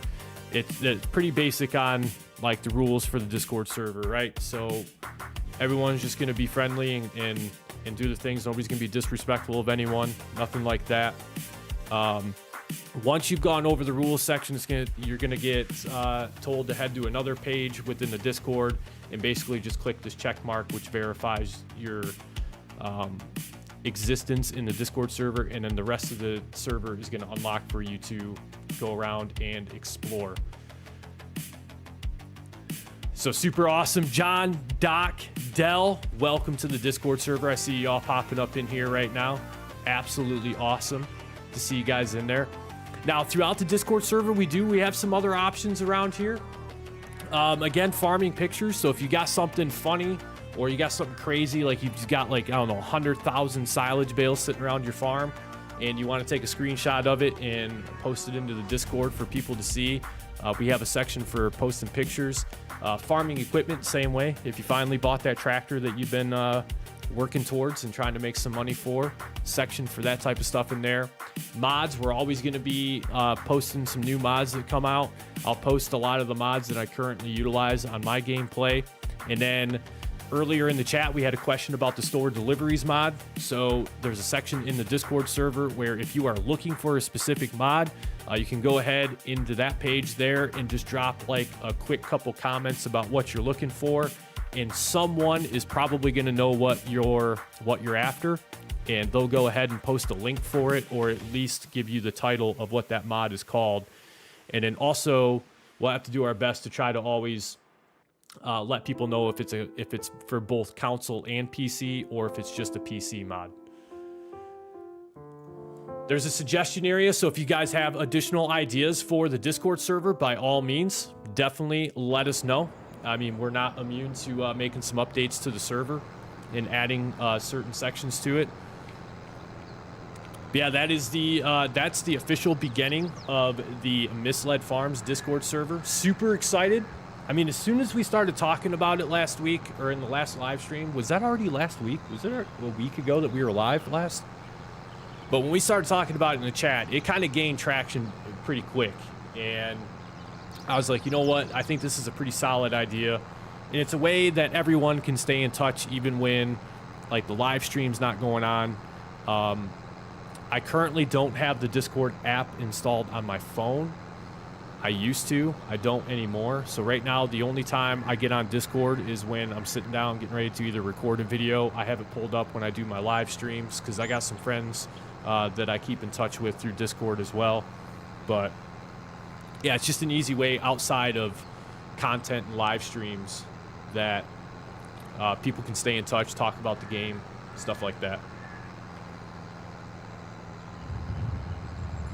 Yeah, there's I know a lot of people who have actually never utilized Discord. It's very simplistic to get started, but what I'll say sometimes is it can be like when you're creating Discord servers, it can be a little overwhelming sometimes. But yeah, just as like a user that joins a Discord group, like I know some of my friends like that were doing like college classes and stuff like that, they would start a Discord server just amongst like for group projects and whatnot, so that they could all communicate but wouldn't have to give like their phone numbers and stuff out.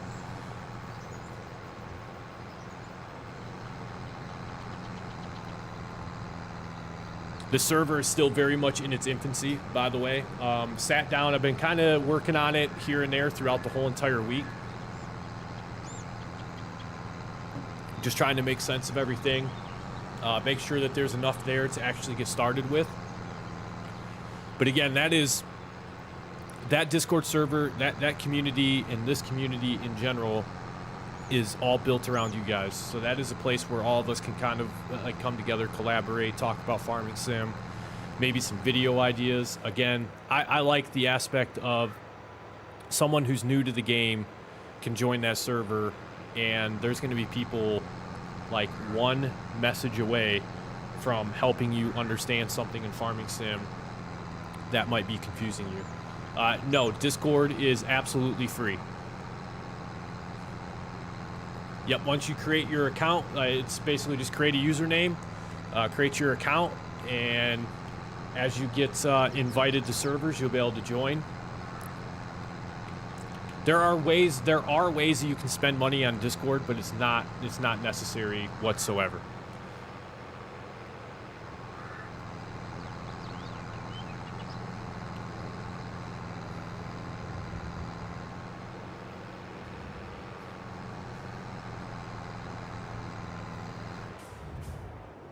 All right, we're gonna take a little shortcut here. We're just gonna bomb through this field real fast.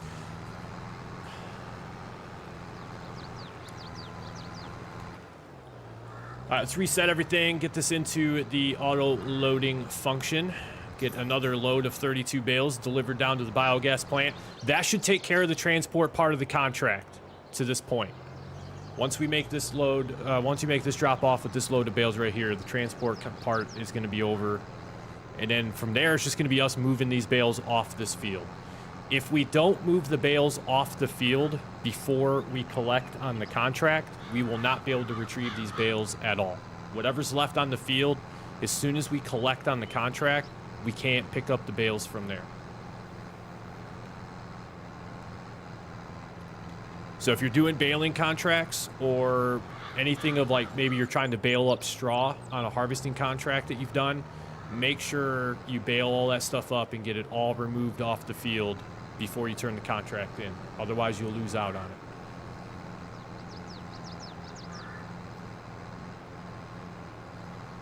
Which is how those unwrapped grass bales on that other field, that's why they're still there. It's because I turned the contract in before I picked the bales up. And then went back to pick them up and realized that I can't do it because the contract was no longer active. And I don't own the field.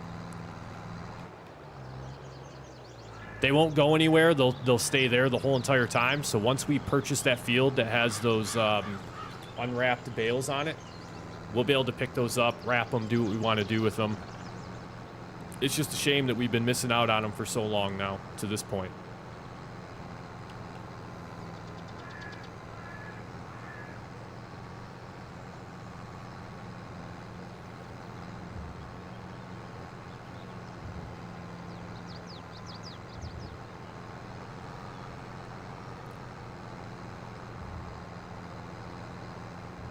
I was going to check. When is the pea harvest? I know it's a short turnaround. If I'm not mistaken, it was a very short turnaround. August. August is going to be the month in which we can harvest our peas. Yeah, absolutely. You can DM it to me on the Discord. I mean, eventually what I should do is just add like some sort of self-promotion section to the Discord.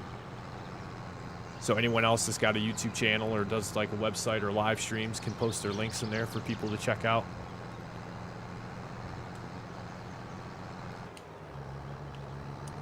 All right, throw the cruise control on. Let's go drop this load of bales off. Let's get this contract, or at least the transport part of the contract, knocked out and done. We'll come back, I think what we're going to do is load up a trailer full of silage bales, and we're just going to move them off-site. We're going to move them over there probably by the red barn out in the distance. That way they're off the field, and we can come back and pick them up anytime.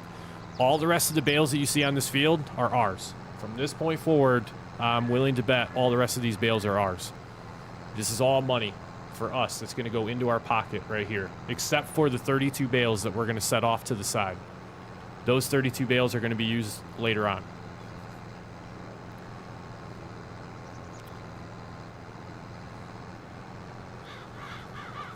As was mentioned earlier in the chat, when we purchased this farmland over here, it's already got some cattle on it. So we'll already own, I think it was mentioned it was 50 cows. So that's actually going to be perfect. These are the bales I was referring to. So we previously did a baling contract on this field, and I forget, we didn't finish it. For some reason, I think I did something wrong and then ended up not finishing the contract. So rather than collect up all the grass bales off that field and take them somewhere else for me to have to sell or do whatever with, I just went ahead and collected on the contract or whatever I did, turned in the contract, and then I was unable to go back and pick up those bales. I am, in fact, on PC.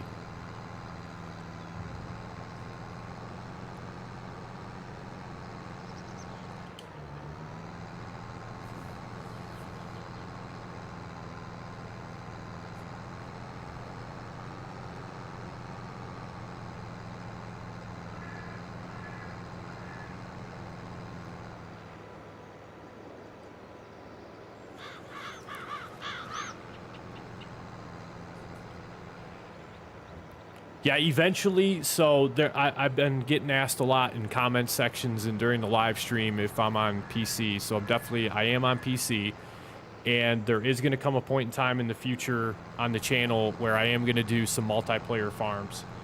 Absolutely. Going to try to get members of the community involved in some multiplayer playthroughs. Either most likely like do some multiplayer live streams a couple times throughout the month. I'm playing on PC. Yep. I have an Xbox controller hooked up to my PC.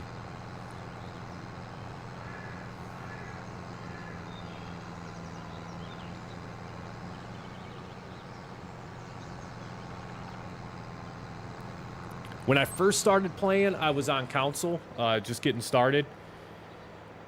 And then when I slowly started learning about mods, I was like, oh, this is pretty cool. And then, so through watching other YouTube content creators for Farming Sim, I started to learn about more and more mods. Well, eventually what I found out is console players don't have some of the mods that PC players have, which I hope to see change in the future. I understand it's a little bit different on console for downloading mods and stuff like that. Like I think there's a finite amount of space for having mods installed. But I'd love to see some of the PC mods that we have make its way to console in the future.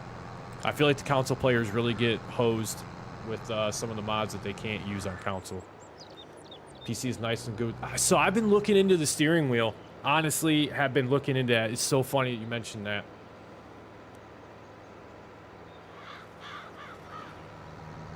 I've been looking into getting a good steering wheel and then also having like the control panel accessory that goes with it, where it's got like I think like 15 or 20 different buttons on it, and then it has a joystick for controlling like front loaders and stuff.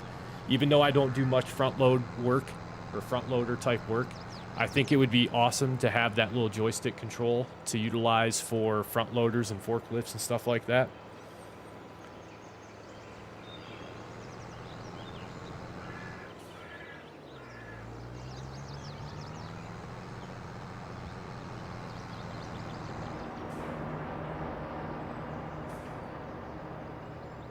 Oh yeah, absolutely.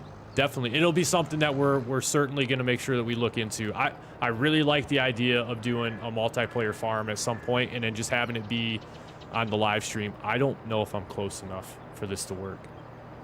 We might be. We might be. We're not. All right. We were not close enough.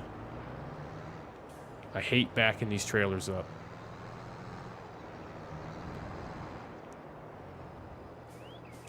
So with these types of trailers here that have the swiveling front gear, they're extremely difficult to back up sometimes. So what I found is if you go into first person mode and you just slowly make very, very small adjustments to your steering, it's a lot easier to control this trailer than if you try to back it up in like third person view.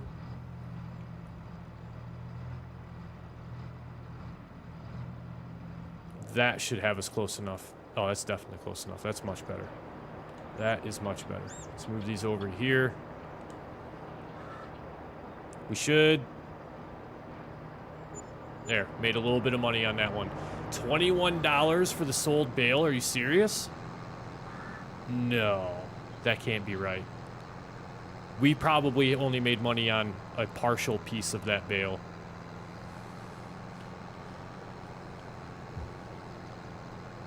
All right, so the contract is complete. Now we just need to move bales. This is the time-consuming part here. So one trailer load is going to go over to the farm that we're eventually going to buy. All the rest of the bales are going to get sold. So we'll move 32 off-site first, and then we'll sell the remainders. Logitech Driving Force Pro. I think that's the one. If it's been discontinued, maybe it's not the one I've been looking at. The one I have seen is the Logitech steering wheel, though. Looks super nice, super well built, and very comfortable. It's like a leather stitched steering wheel. Still has like all the main buttons and D-pad right on the steering wheel as well.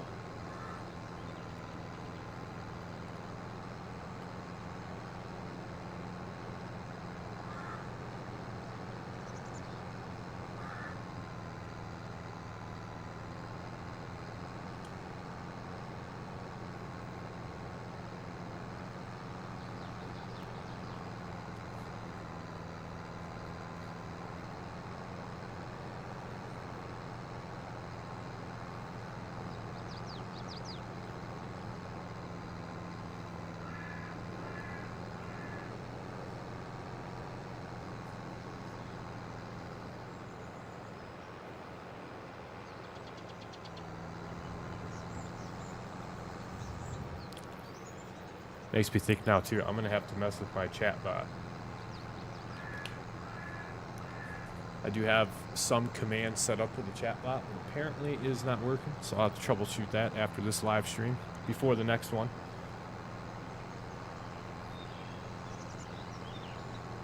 As one word for it to show. Absolutely. I'll keep that in mind. I'll tell you, too, if you're in the Discord, you can also just, if you want to just DM me the link to your YouTube channel that way too. And I think I am going to I think I'm also going to create like a showcase section where if you guys out there have websites or your own YouTube channels or your own live stream channels, you guys can post links to those in the Discord as well and do some self-promotion. Yeah, oh, with the leather. Yeah, I was just like looking at it because I've heard some people say it's awesome to play the game with a steering wheel and then have like the control console next to it that just has all the different buttons on it plus the joystick. And that's the one thing that I'm really intrigued by is having the like control panel there with all the different buttons on it to set up as like hotkeys in game, which I'm absolutely dreading the day if I ever did pick up that control panel. I'm dreading the day of going through and assigning all the buttons. Some things I've heard about it is it actually, like, on occasion you'll fire the game up and it'll dump all of your button assignments that you've done, so you have to go through and do it all over again. I'll tell you what, real quick, that's a good question, Del. Let me do this real fast. Let me pull the Discord up real fast, and I'll actually just create another section.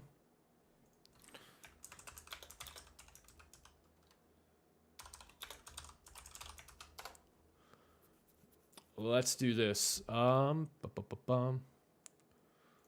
just going to create a new channel real quick, and then we will just do...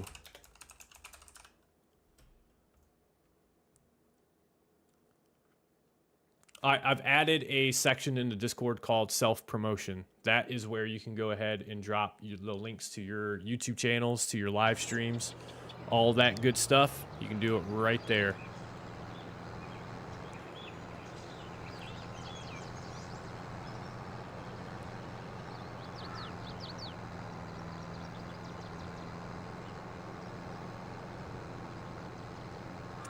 So this trailer load of bales is what we'll move off-site. We'll set them over there by the cow barn that already exists. We should always be able to come back and pick those bales up. As long as they're off the field, we should be safe to do so.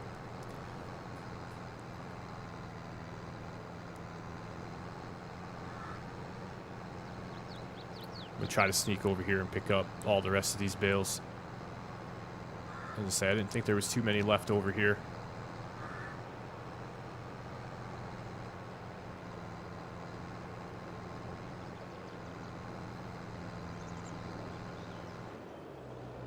I mean, 32 bales at 7,500 liters. So let me try to do public math here real quick.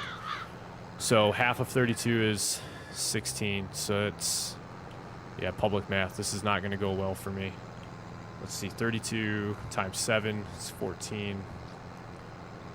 So that's 224,000 liters plus another 16,000 liters. So that should be 240,000 liters of silage that we're about to move off of this field and let set for later use, which 240 is a pretty fair amount of silage. And that also is assuming that eventually down the line, we are also going to own our own grass field in which we're going to be able to put and wrap more silage. So that's going to be nice to have. But to have ourselves like a little piggy bank of 240-ish thousand liters of silage already off from someone else's field, yeah, that's pretty nice.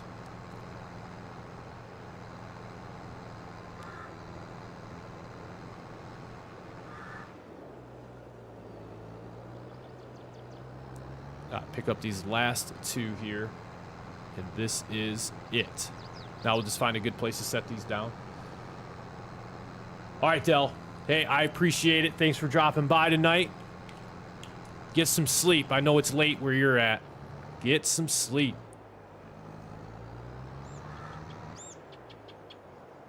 I feel like this is a pretty good spot to dump these bales for right now.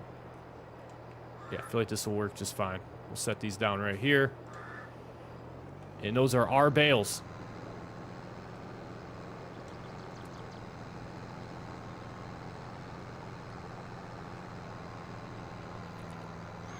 Now we head back out into the abyss of purple bales to pick up more. Finish delivering them to the biogas plant. Cash in on some money. Turn this contract in. Cash in on a little bit more money. And then we got to figure out what we're going to do from here. Maybe we just, I don't know. We're going to see what the money looks like. We're going to see what the money looks like. I really am anxious to get to the pea harvest. I want to see how much we pull off of those fields that we combined into one.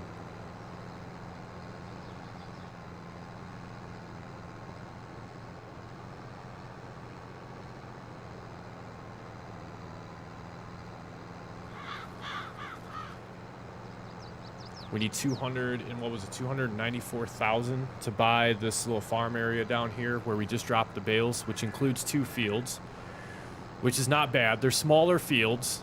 They're both grass fields. Matter of fact, I think all of these fields in this southwest corner are all grass fields.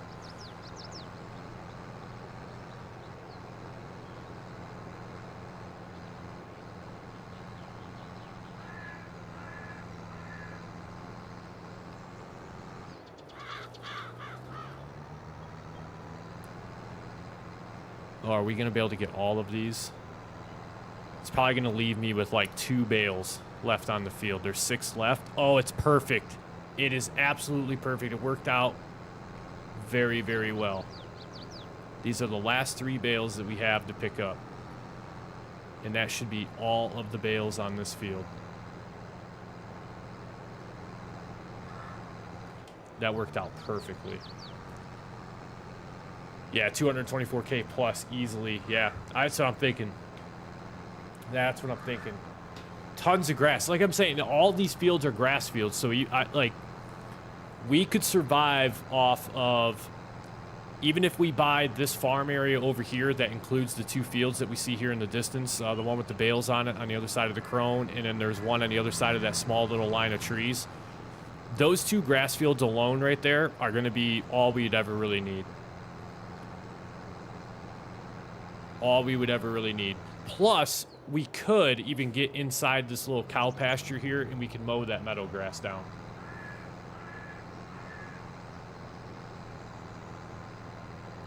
Zing, this is a auto-loading trailer. I do have universal auto-load installed, but this trailer specifically has an auto-load feature built into it as well.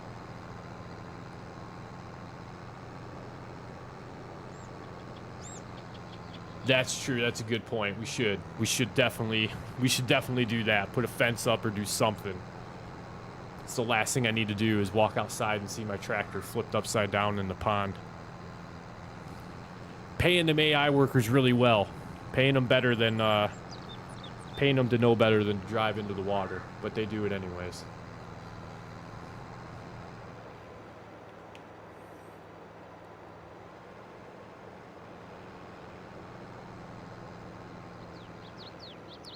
I'm trying to think what there really is to do. I can show you, Zing, what mod this is. These are some variations of my favorite bale trailers in the game because of that point right there. They hold a significant amount of bales. I think the smallest one within this pack still holds like 24 bales, I want to say. I can pull it up real quick. We can take a peek at it. So the bale loaders that I'm using are the Ponge pack, which I think is available. I want to say it's available for both console and PC players, but the smallest trailer still holds 24 bales, and for round bales, the biggest you're going to get is 180. So anything from 125 to 180 centimeter bales, it'll auto load. Square bales, you can do up to 240 centimeters, and it'll still auto load that. And then you get 28, and then you get 32. They're super efficient. They're very quick. Liquidate and move. That's what I'm thinking. That's what I'm thinking. We might go from April to June.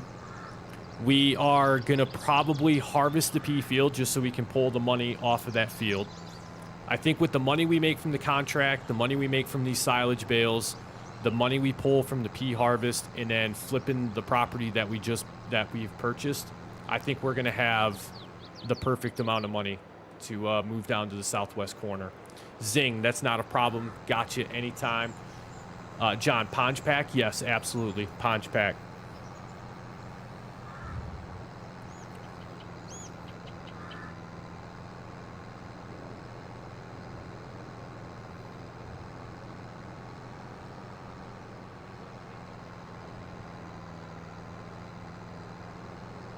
Yeah, it's a must-have.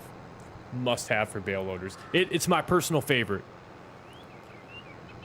Personal favorite. Mainly because of the fact it holds 32 bales, and it's just super quick, super easy to use. And they're relatively inexpensive. Even if you're going to buy yourself the trailer, they're cheap.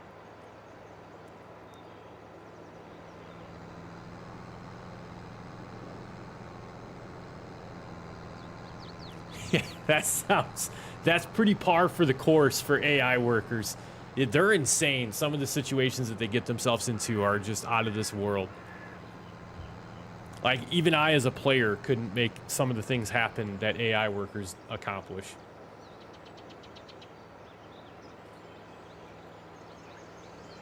Yeah, it's worthwhile. Like I said, the trailers themselves too, whether you lease them or whether you want to purchase them, they're inexpensive.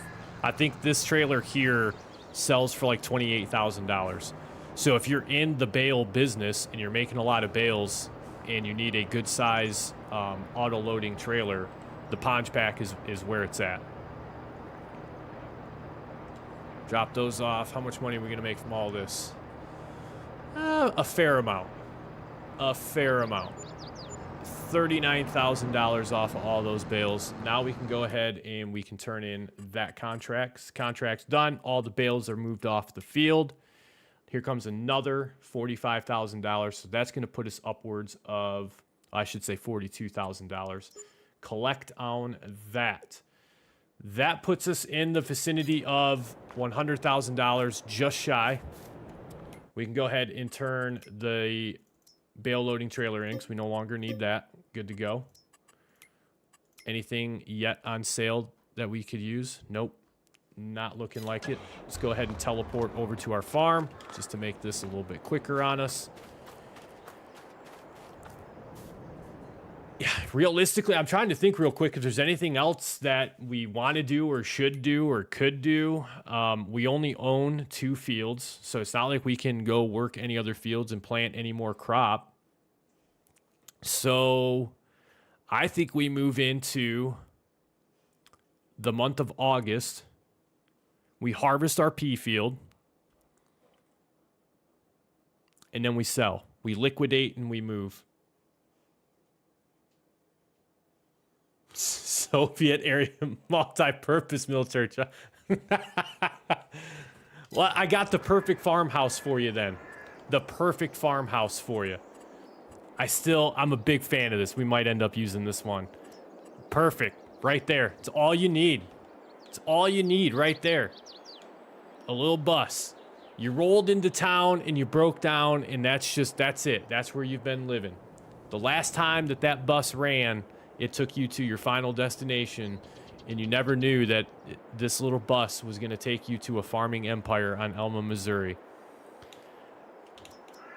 I'd like to go somewhat fancy with the house. I mean, not like super crazy. Like this house here is fully functional. You can go inside of it. Like there's all different rooms in the house and stuff like that. You can change the color of the house, which I think is kind of cool. Some other houses you can do the same things with. You can change colors and whatnot. I like some of the rustic style, like the cabins. Reload April and do April again. John, I'm all set with April. I'm so ready to get past April. April has felt like the longest month ever. Yeah, we got a few different style houses. You got the old ranch house here, which I think is pretty cool, which you can also go inside of that one as well. It's got a couple markers and triggers inside there for that. The old rustic cabin. Got a handful of different ones in here that are pretty cool. I love the log house. I think it's super sweet. Like, if we ever did a forestry series, I think this is where we'd start. We'd have some rustic cabin type deal. We'd either use one of the smaller ones, or we would venture out and do something like this. One of these variations here. Then we got all the way down to just our little trailer here. So yeah, I'm thinking the month of August is where we need to head. We'll have to come down here and collect up all of our fertilizer and all of our seed. That was from the disaster that was towards the end of the last live stream where the game crashed and we lost all of our work that we did on this field. So we had to reload the game and redo everything. Hence why John thinks it's hilarious to say, let's just reload April and let's do it all over again. This is technically the third time we've played in the month of April. You can go super budget caravan house. That's exactly it. There's been a lot of times where I've started with the, what is it? The garden tent? Yeah, this right here, the garden lounge. $500. Gives you a place to lay your head down at night for sure. All right, so for the sake of our sanity, let's go ahead. We've learned our lessons. We're going to save the game right now. Again, we have nothing else to do. We have no other fields that we can work. I mean, we can keep an eye out and we can check contracts between here and August. But I think what we're going to do is move right into August so that we can harvest this pea field. Once we get the pea field harvested, we're going to tip it all into our grain trailer. And we're going to take it and we're going to sell it for wherever we can make the most amount of money. If I had some silo systems already set up, I would say let's store the peas. August, unfortunately, we're going to get kind of hammered on. Peas sell for the lowest amount of money in August, of course, because it's the harvest month. There is a $1,000 cabin in the hobo pack. I'm going to have to look that up as well, too. I'm all about some cheap living. Couple nice modern American-style farmhouses with interiors available, too. Can match to the modern barn colors. Yes, some of those are very, very awesome. Very awesome. We might have to store these peas. because we're not going to make hardly any money on them until July. We might try to hold on to them until July. We have room to take a loan again if we need to take it. Not a big concern. Yeah, starter home and finish home would be way different. That's true. Absolutely. Even for us in this instance right here, if we move down to the southwest corner, we can put a cheap house down. And then that just gives us goals to continue working towards, is upgrading our living conditions, putting additional barns down on the farm. I mean, so big thing for us. Here's what we gain with, these are some of the things that we gain with this big farm that we're about to purchase over here. So not only do we gain some additional starter fields that are grass and very usable for us, but just look at the layout of this farm. I mean, this isn't bad. We got a lot of space. Now, there is some things that we're probably going to end up selling. I will say there's probably going to be quite a bit of stuff.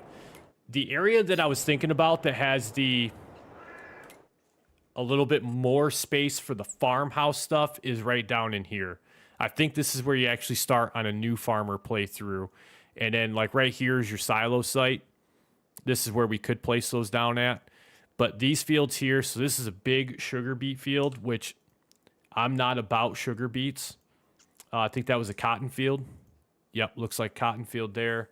Looks like we have another grass field here, perhaps. Yep, another grass field there. I guess we could turn that on.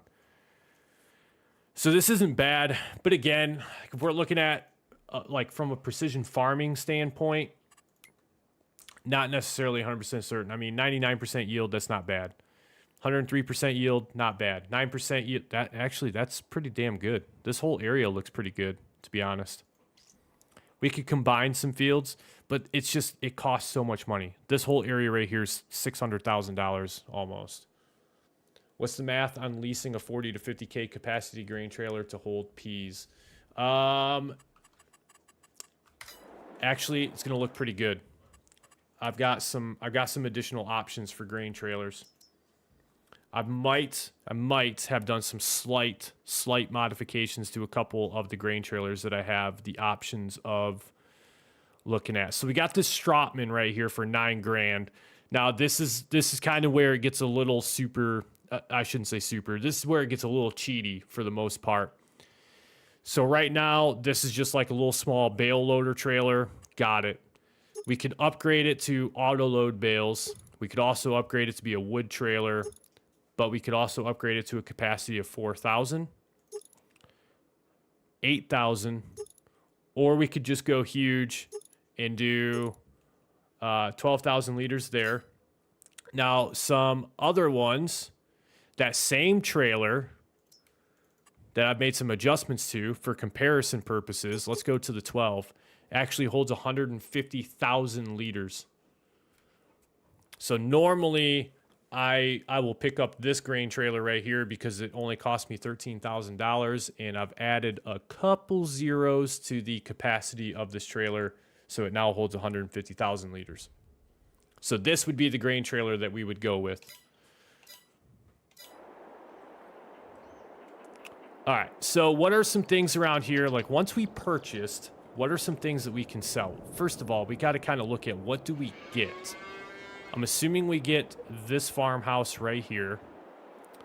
We get this barn behind it, which is going to be a necessity for a little while. The cow pasture, I think that's just another barn.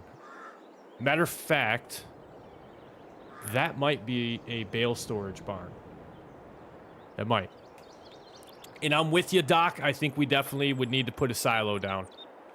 So we have this barn here. That barn there. We have the farmhouse. We could sell the farmhouse to give ourselves a little bit more money.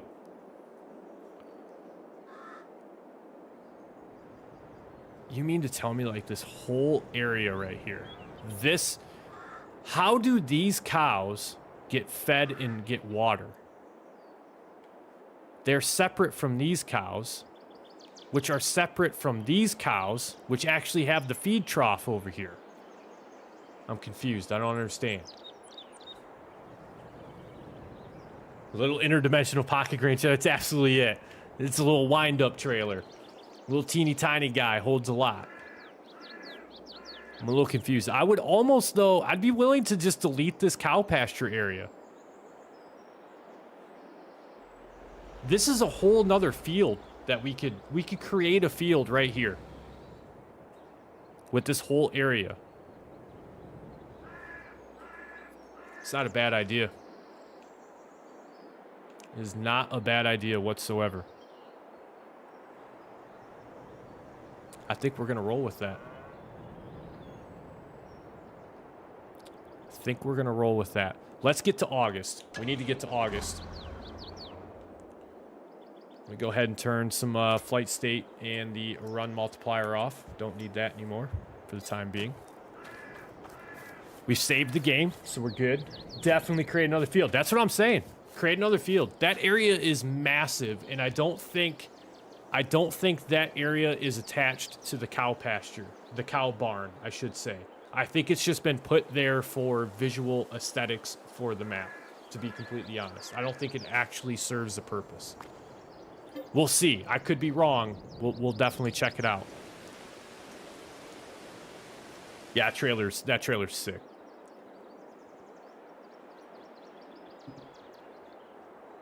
I have some forage wagons and a couple combines that have been slightly modified in the same way, where they hold an absurd amount of stuff. All right, real quick, I just want to peruse the contracts page. We're not going to do another baling contract, that's for sure. Fertilizer contracts, the close, very close, but I'm not going to take part in any of those either. We have a ton of weeding contracts. Let's see, we have, oh, and they're disappearing as we speak. Either that or they just added one. So we have 7 grand, 76. Oh yeah, the contracts are definitely updating as we go. There's 10 grand, 11 grand, 13 grand, 15, 16 grand. Might as well call it 17 grand in weeding contracts. If herbicide worked, boy, those weeding contracts are going away super quick. I think we're going to miss out on our opportunity. Everything we just looked at went away. Everything we went at just went away. Yeah, we're good. We're just going to keep moving. We're just going to keep moving. We're going to get to the month of August. Remind me too, when we get to the month of August, we owe the bank money. We're going to owe the bank, what, May, June, July, into August. We're going to owe the bank $20,000 at some point. At some point. Cake contract. Yes, those are the supply and transport contracts. Excellent mod to have. Will say, though, they take a while to have enough of the items, enough quantity of the items stored in order to make those money.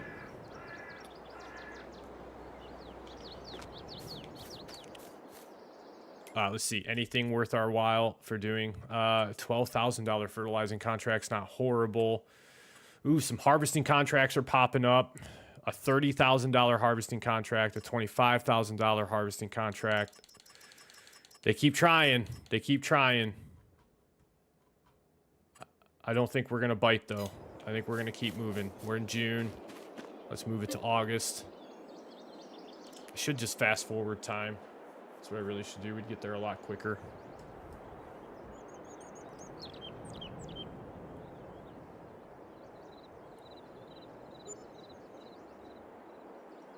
But this saves us, so we can at least look at the I should be looking at the sales page too. Dang it. I didn't even think about looking at the sales page.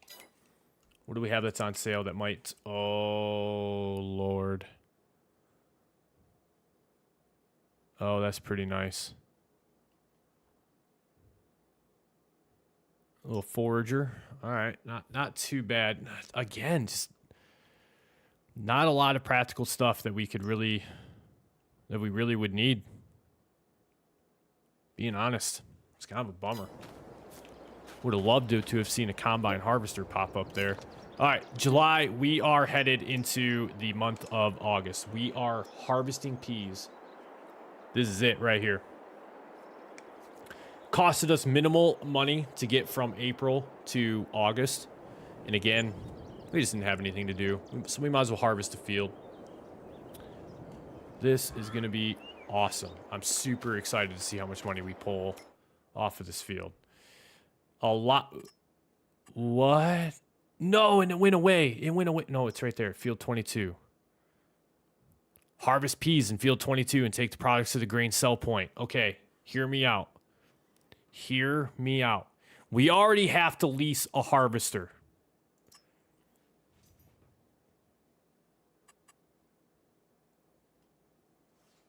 Yeah, we need to save. Good call. Yeah, we definitely need to save. We already have to lease a harvester, and we already have to lease a grain trailer. So we can harvest our field, put it into a silo system, or store it somehow, some way. We could accept the contract on this, deliver however much we need to deliver, and then whatever remaining peas that we have, we can also keep that and put it into our silo system. $50,000. Oh, this is good. Yep. Done. Doing it. Field 22. We'll get it taken care of here shortly. All right, for the time being, let's reset our vehicle delivery point. Let's phone up the farm store, let them know what we need. We are in need of a harvester. We're going to go, maybe go with the twin screw. We might go with the twin screw, mainly because it holds a lot. Standard variation holds 150,000. We could go with 200,000. I don't think we're ever going to run out of space with 200,000 liters. How much does it cost to lease this? 10 grand. That's it. 10 grand. That's not bad. It's not bad at all. Let's do it. We'll lease that. We need to get a header to go with this. I'm saying let's get the 12 meter. We want to work as fast as possible.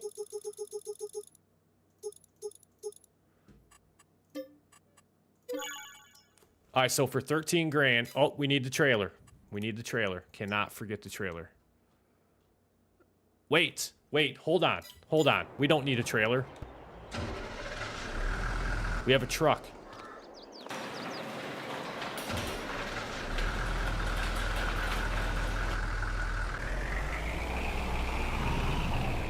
Our truck holds 150,000 liters.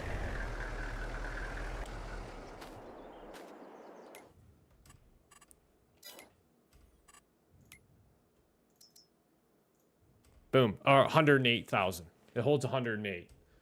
But I feel like that's still, we're still doing pretty good. So we have a tipper that attaches right to our truck. So realistically, all we had to do was lease the combine harvester. That was it. We're going to pull peas off of our field, and then we're also going to go do the contract on field 22, which is, again, it's peas. Make whatever money we make off of that. And then whatever product remains after harvesting that field, we're also going to be able to take to our farm and utilize down the line. We're going to be able to put that into a silo system and be done with that. Let's lower this down. I am going to enable straw swath just in case. I do have the extended straw crops mod installed. Is this down? Yep, that's all the way down. Here we go. What? No! No! Does the twin screw not do? Oh, no. Oh my God, this harvester doesn't work on this field. You're kidding me. No way. Oh, are you serious? No, it says it does peas. What are we talking about?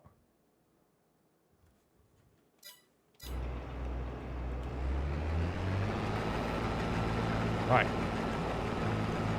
It's down.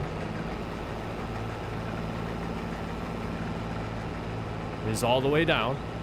I did crop destruction too. That's fantastic. All right, something's not right. Something's not adding up. Something's not adding up here. It should. It absolutely should work. I don't know what's going on.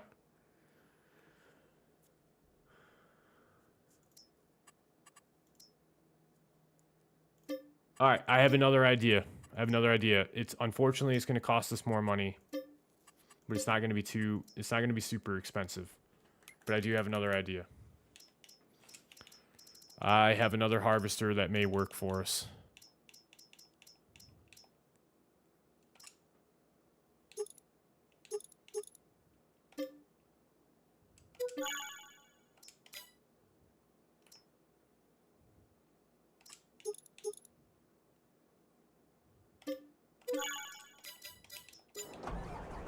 We're gonna try this.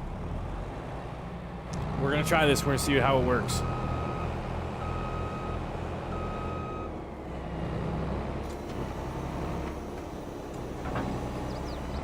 I'm not 100% certain why the twin screw's not working. Now, the only thing I can think of is the twin screw mod does need an update. I'm wondering if that update is what it needs in order to do. Hopefully we got straw swath enabled.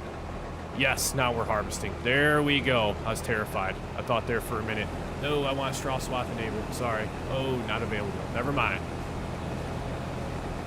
All right, we're just going to whip around, get this field completely harvested up. Capacity is not going to be an issue for us. We should be able to roll right over to field 22 after this.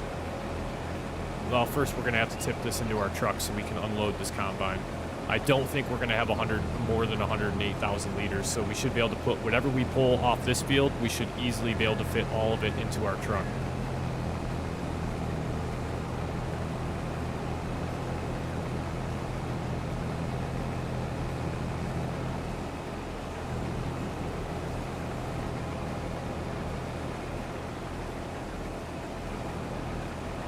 I'll clean up some of these areas before we finish everything up. Extended animals on Bucks County on council. Nice. Oh, don't run into the tree.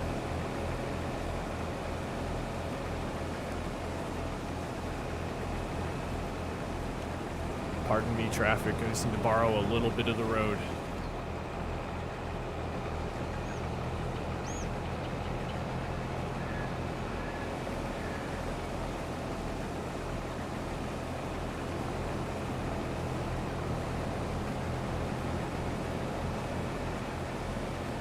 I'm going to say we pull pretty close to 50,000 liters of peas off this.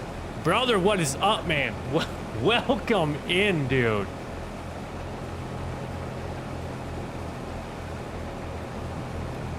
You on that Diablo 4 grind tonight? With your overpowered necro?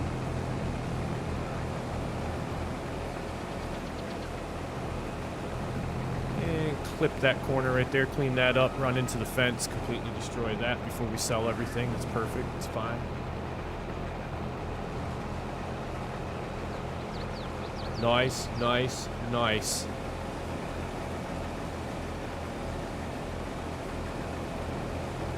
I can't believe you already ran the cathedral to get to World Tier 3, man, and you soloed it. That's pretty bad. Did you run the cathedral before you hit level 50, or did you run it when you hit level 50?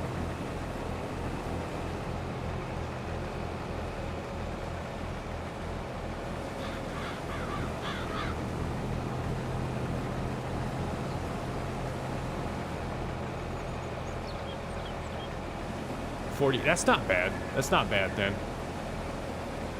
Probably helps too that you're running the necro, and the necros are pretty powerful from what we've seen so far.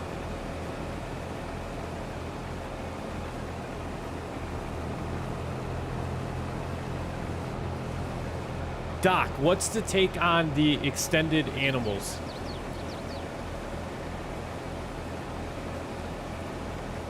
I want to say I've heard of the mod. Is it a mod? I'm assuming it's a mod. I feel like I've heard about it, but I don't know a lot about it.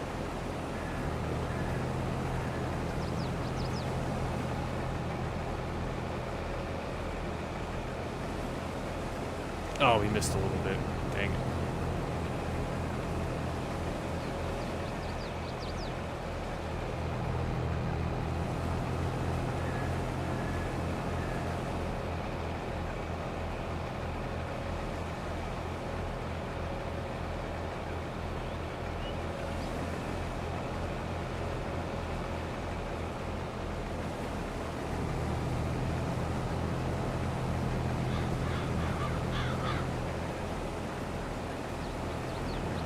All the rest of these peas cleaned up. Gonna be pushing 37,000 liters maybe. Not bad. I mean, this was a pretty modest sized field, even with combining two fields together.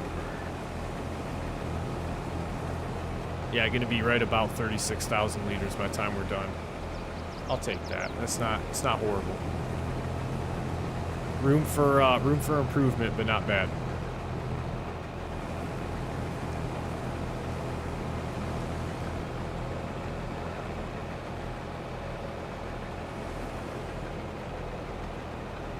Oh, ducks and goats, got you. Oh, that's awesome. That is awesome. I'm definitely gonna have to check into that now.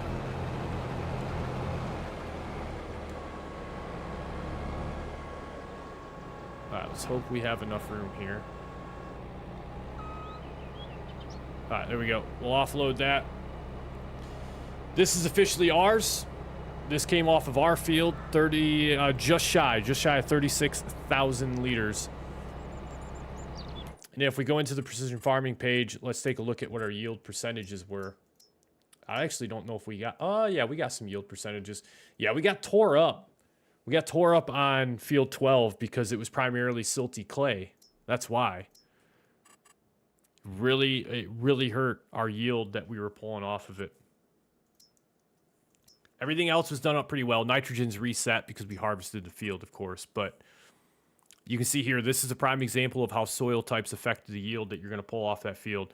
Our environmental score has gone way up. So we get a 9% boost to anything that we sell. That's super nice, especially when we get into like the higher dollar amounts that we're going to be selling off. 9% is going to add up pretty quick. So with all of that dropped off and loaded, we need to make our way over to field 22. Now, because this header is way too large to go down the public roadways with, and we're not even going to be able to cross some of the bridges, I think what we're going to do is we're going to teleport over to field 22 via the flight mode. We'll get there, we'll reset the vehicle delivery point to field 22 and reset the combine harvester, the header, over to that location as well. We're going to harvest the whole entire field 22, see how much we pull off of that. Again, I don't think, let's take a look and see how large field 22 is. It might even be pretty close to us. It is. It's this field right over here. This nightmarish looking thing. What in the world? It's right down the road from us. We actually don't need to teleport down there. I didn't realize it was that close. We'll get this whole entire field harvested. We'll transport what we need to transport. And then the rest of it's going to go in our pocket. So we'll just put the rest in our truck. I feel like in the meantime, we probably need to jet on down here to the southwest corner to the future farm. And we need to put a silo up so that we can dump the peas that we currently have into our silo system there. So I think all of this is going to happen before we actually move over to harvest field 22. We'll zip down here with the truck real quick. Only other piece of business that I need to take care of before we get into the harvesting contract and start moving everything around and selling and all that kind of good stuff. I apologize. I'm going to throw the pause screen up real quick. I go downstairs, let the dog out. She's getting a little antsy with me right now. Definitely going to have to check out the extra animals, different food combinations. Oh, and they can die. Maybe I shouldn't check that one out because my livestock would probably pay the price for my own procrastination.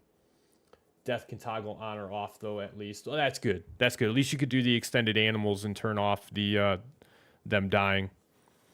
But all right, we're going to take quick timeout. Should be back up here in about 2 to 3 minutes. Let the dog out, and then we're going to resume with the contract on field 22, getting everything sold off, and then we are officially going to make our move down to the southwest corner here on Alma, Missouri. I will be right back.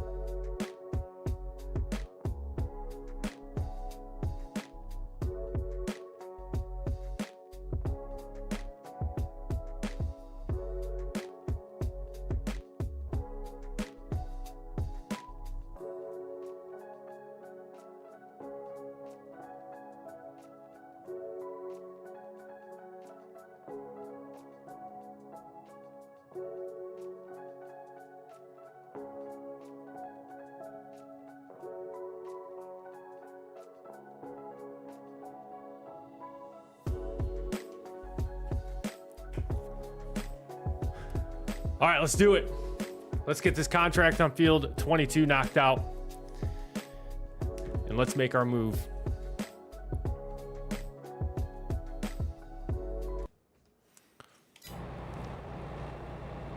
All right, so we know now we do not need to teleport the combine harvester down there. We're just going to take up a lot of the road trying to get down there to field 20. Ooh, wait a minute. I think what we're going to do is we're going to ford a little bit of water down here. We're going to cross this stream and continue making our way down to field 22.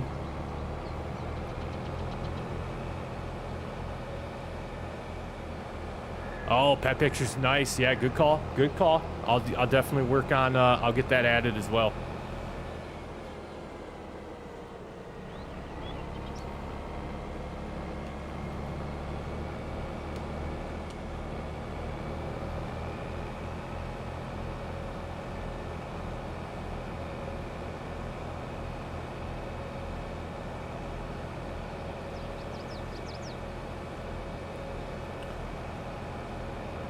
This, on the other side of this bush line here, this has got to be field 22. Show is. Show is.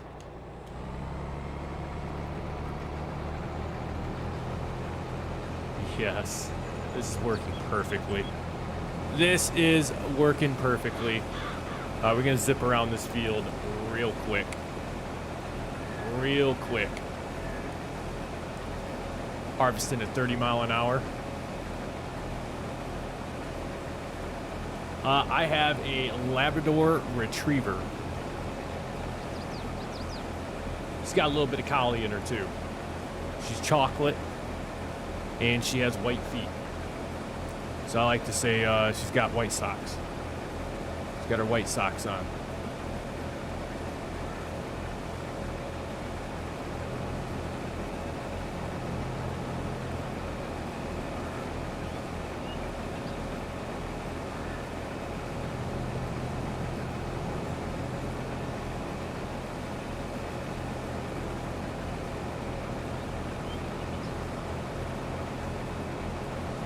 So we could probably flip our farm now. I think we could go ahead and probably sell it where we just did the harvesting at. I'm pretty sure there's nothing else we really need up there. Any equipment that we leave up there, I could always reset to our new location. This field is massive.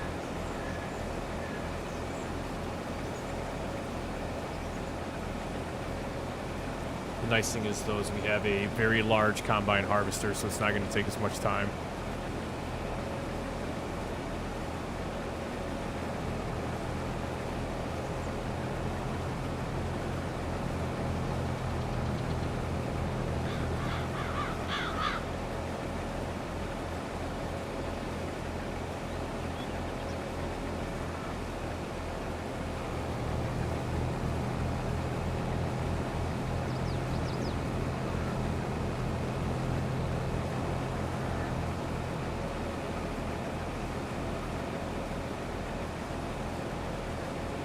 I'm gonna guess we're probably gonna pull over 200,000 liters off this field.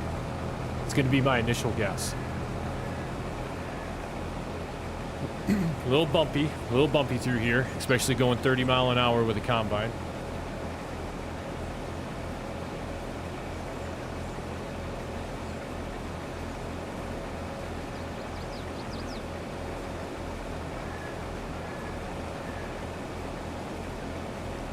We do not even have an entire headland done yet, and we're already at 34,000 liters. One headland on this field gives us as many peas as what we pulled off of our field in total.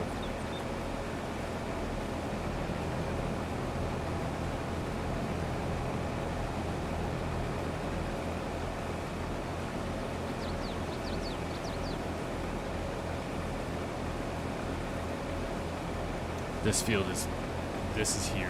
This is going to take a while.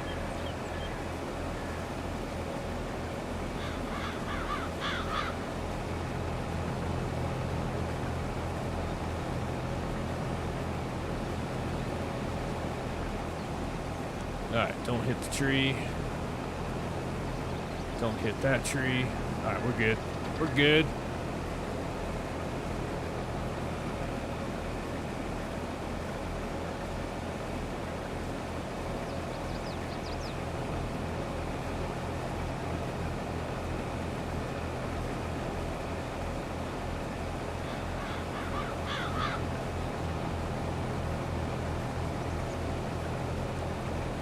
Make a little U-turn.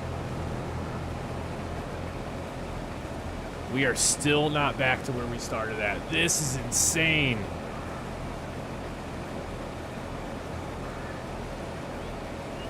Oh, that's an awesome combination, Doc. Hell yeah. John, you got a dog? If you do, what type of dog do you have?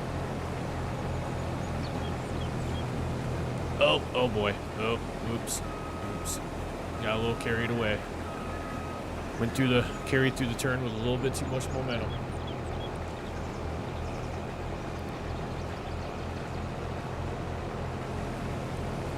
Yeah, I know you have 3 dogs.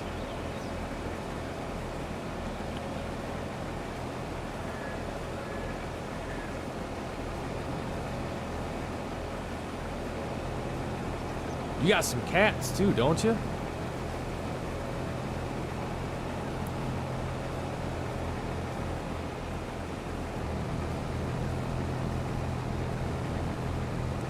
Oh, we finally finished one headland on this field. Good night. 25% capacity off just the headland, unfortunately.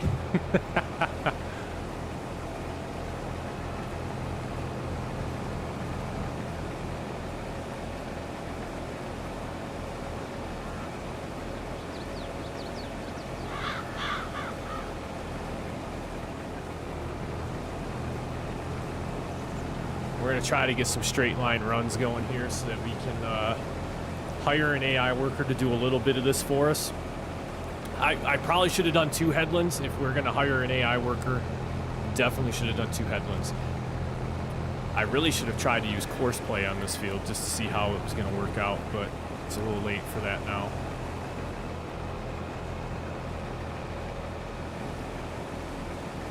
Let me get a good straight line going here. We'll get turned around down at the end. And I think what I'm actually going to do is one more headland on this end of the field just to give the AI worker a little bit more space to maneuver.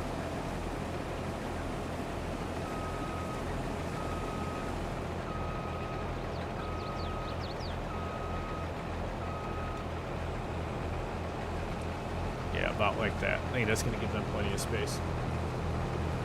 You have 3. 2 shepherd mixes and a boxer pit, all adopted. There you go. Yeah, my dog's adopted as well.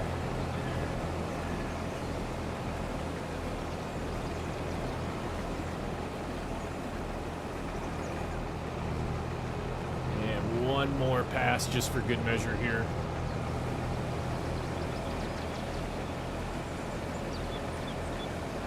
Yeah, my dog's the same way. She's very spoiled. She's very used to being the only dog in the household.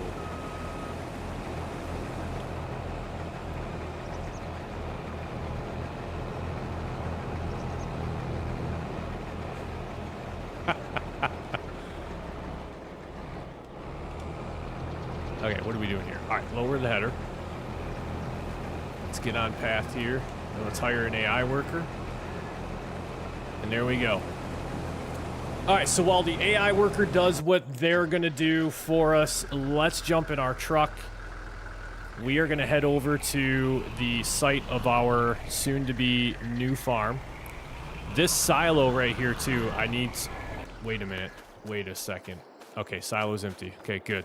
Good. Matter of fact, this silo was never part of the farm. I put this down. I'm pretty sure we put this down. We're going to sell this. We're going to get our money back out of that. The rest of this stuff is going to stay here. I will transport our plow and our tractor over to the new farmland once we get that purchased. Or actually, before we purchase it, I'll reset them all down to that southwest corner.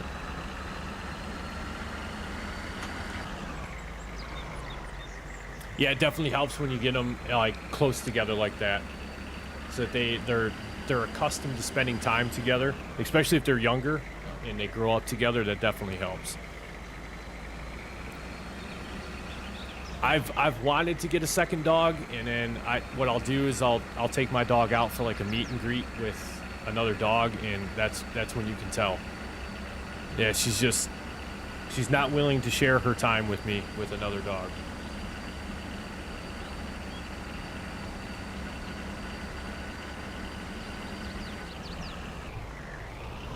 All right, pump the brakes a little bit here.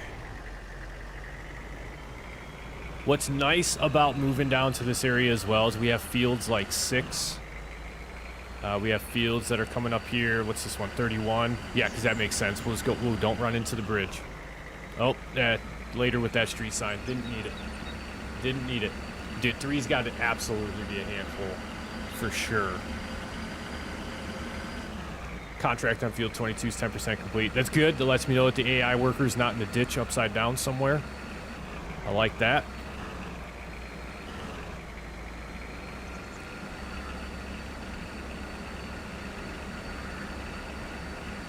Oh, that's awesome. That is awesome.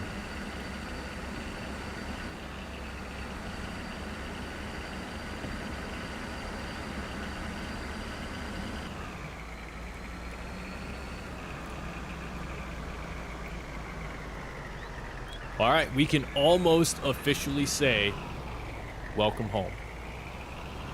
Almost can officially say it. All right, what we need to take a look at, though, is we need to kind of get an idea of the lay of the land here. We need to take a look at how we want to lay out the farm. So that is going to include where do we want to put some silos down. Now, I don't know, like, right off the bat, my initial idea is to put a silo system in right here. Now, what I will say is some maps that have, like, these decorative pieces of equipment just kind of thrown about the farm, if you delete this set, it deletes all of those decorative pieces from all across the whole entire map. So I'm very leery to do that, just to put some silos down right there. The other thing that we could do is just use some of this area over here, where we're eventually going to put a new field in, is just reserve some of this area, like maybe right in here between these two trees, we could put a silo system in right here. Otherwise, we could offload this barn, because if this is a functional barn, I want to say it is a functional barn. Initially, I was thinking that maybe it was like a bale storage shed, but I don't think that that's the case. I actually believe this to be a functional barn. We could just use that or sell that one for the time being and have a silo system that kind of sets back here, and then we can just kind of do a U-turn and come back out. But once we get into like having semis on the farm, we're going to need the space to maneuver the semi. The other thing we could do is I could do some deleting of this tree right here, because looking at silos, we have many options for silos. We have everything from like super small, like this silo alone right here holds 5 million liters. It does that. Okay, so it does delete all the decorations on the farm. Okay, good to know. My dog goes nuts if I mention that word. If I even talk about the little yard animals that we call, I gotta make sure she's not in the room, that we call squirrels, she goes insane. Absolutely insane. Let's see, we could just toggle. Yeah, see, like, what I'm saying though is this right here would be about perfect. That's where I would end up putting the silo. It's not going to take up much space whatsoever. That's my idea. That's what I'm thinking is going to work for us. Yeah. Realistically, the only thing left to do is just get some of our equipment from the other farm over here real fast. Let's go ahead. We can turn that off. We can turn that off. Return to planet Earth. Come out of orbit for a minute. Set our delivery point here. And then basically all we're going to do is go up on our map, and we're just going to reset. And reset. So that should all be down here now. It is. Perfect. All right, this is it right here. Let's sell.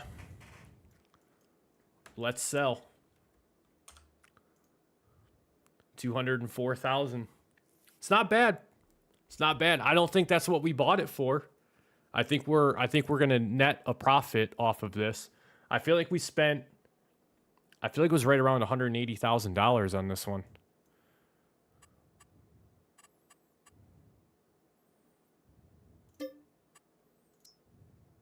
Oh, what? Still own placeable objects on it. You have to sell these objects first. What do we still... Oh, the house. We own the house over there. That's right. Yep. I totally remember that now. We put down a custom house. So we need to go back over there and sell the house, which is good because that just brings us in more money.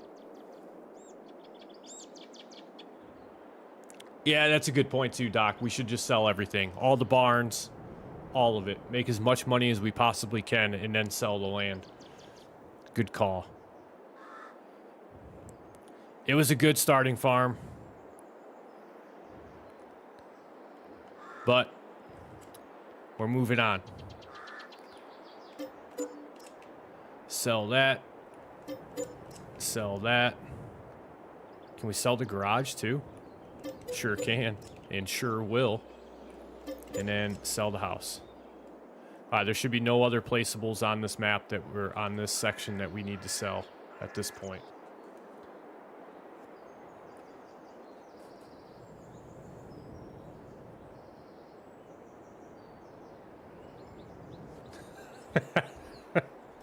Checks to see if the rabbits have respawned.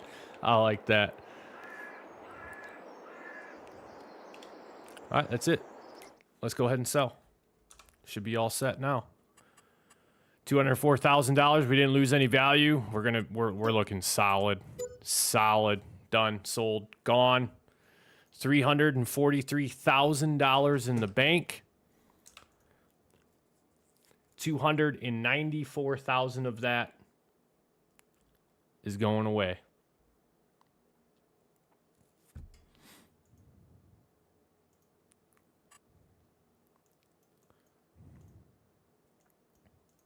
I'm just making sure. This is what we want to do, right? We're going to the southwest corner. I think we just go to the southwest corner. If we want to move later on down the line, we have the option. We can move later on down the line. Let's buy. Let's buy. And then we will just fast travel back over to the farm. We'll slow everything down and stop flying through the air. Now, we got some work to do. Let's go see how our AI worker's doing. Actually, not bad. All right, man. Sounds good. Sounds good. I should be down. I should definitely be down for some Diablo 4 tonight, potentially.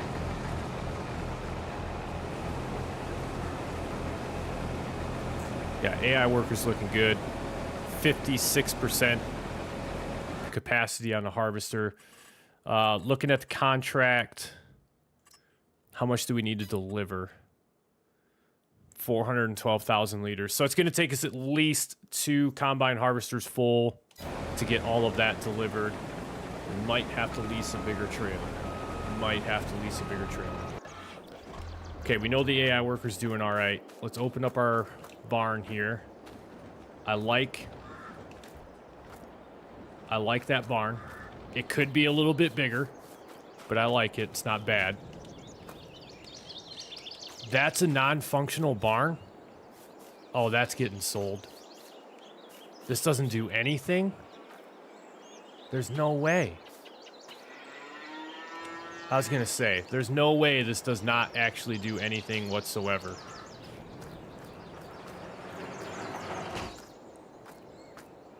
I don't know, this is tiny.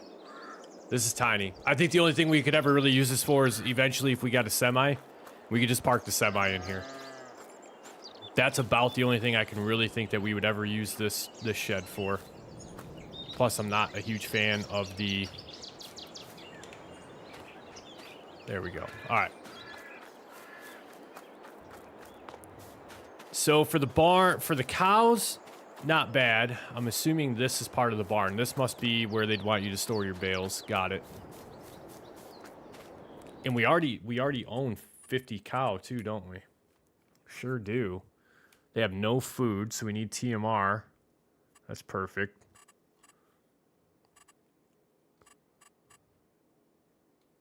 All right, not bad. So we already have 50 cows.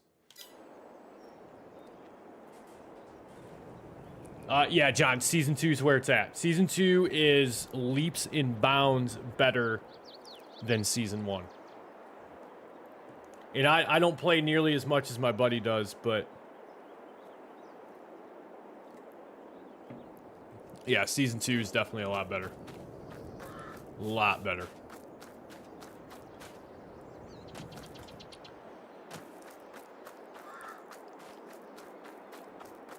All right, I want to check this house out, because if this house is not interactive, then I think we're just going to go ahead and sell it. Yeah, this house is not interactive, meaning we cannot go inside of it. Wait, can we? No, we cannot go inside of it. Is this not even our house? Where's the sleep trigger? Oh my, you're kidding me. Yeah, this house is getting sold. This house is getting sold. But first, we need to figure out what's going on over here.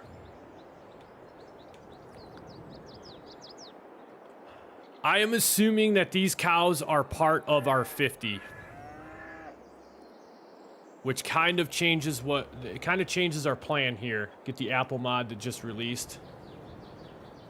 Then ring your new pond. It will save you. That's right. Yep, we do need to do that. We need to put a field around that pond. That pond is right over here too, isn't it? Yep, right along that 2-track trail. Yeah, we definitely are going to have to fence off this side of that pond for sure. And probably even this side as well, too. We have some room to expand these fields. Oh, we can pick these bales up now, too. Yes. Totally forgot about that. We can pick that up. Realistically, yeah, see if I highlight all of that, it's going to delete I mean, how much would it... It doesn't even sell for anything. So that's kind of a bummer. How much does this barn sell? Well, that's 21,000. That's actually not bad. But this house, though, yeah, this has got to go. It's not interactive whatsoever. We can sell that, bring a little bit of extra money in. We're going to try. We are going to attempt to do some landscape softening here. Just to kind of try to flatten some of this stuff out.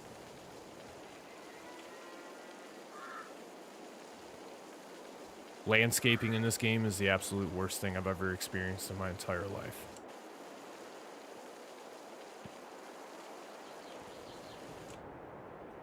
Alright, it's not looking too bad. Do we dare try to actually use landscape flattening? Yeah, a little bit. A little bit. I just want a nice, generally square area so that way when we do put down another house, we can do what we need to do there. You know, John, that thought crossed my mind is just to sell off the cattle for sure. I mean, what they're selling for like $600 a piece. I thought is what I seen.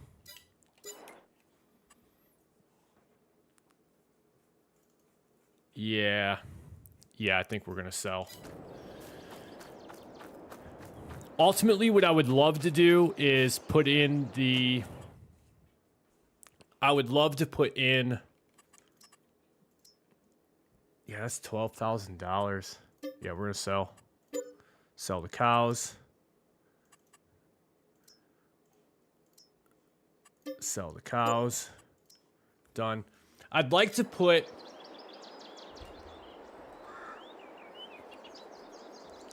Yeah, I get it, Heavy Haul. I get it. Sold them on the Alma save too. Yeah.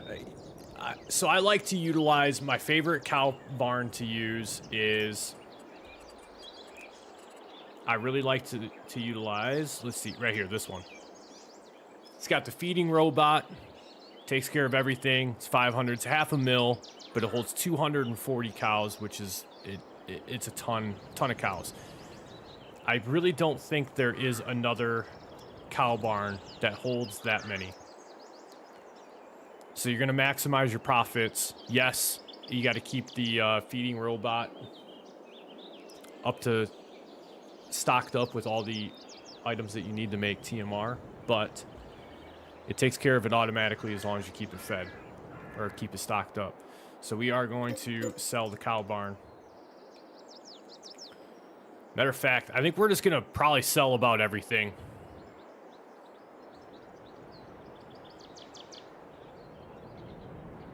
Yep, we're just going to sell everything and we're just going to rebuild this farm from scratch. Quonset hut, that's gone. This little barn right here is gone. The decorative stuff can stay for now. This fencing material, there is no easy way. Oh, wait a second. I'm so nervous. If we sell this fence, does this sell the fence that goes all like everywhere else on the farm that has a similar fence?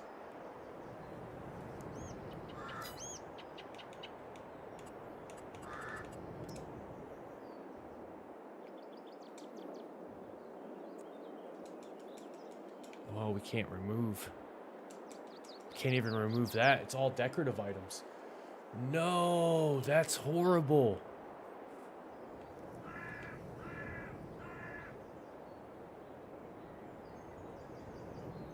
I mean, do we feel like it's really gonna? Let me ask you this: if you have deleted it, do you regret deleting it? I feel like it's a necessary evil that we're gonna have to live with in order to do the things on this farm that we want to do.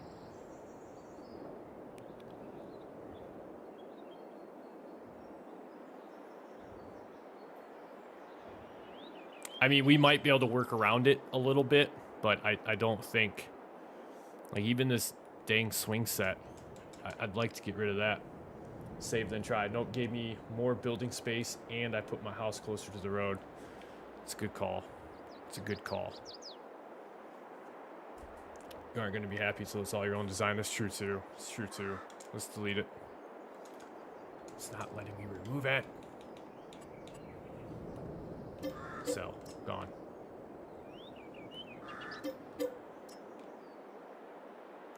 Oh no! I should have saved! I should have saved! Dang it.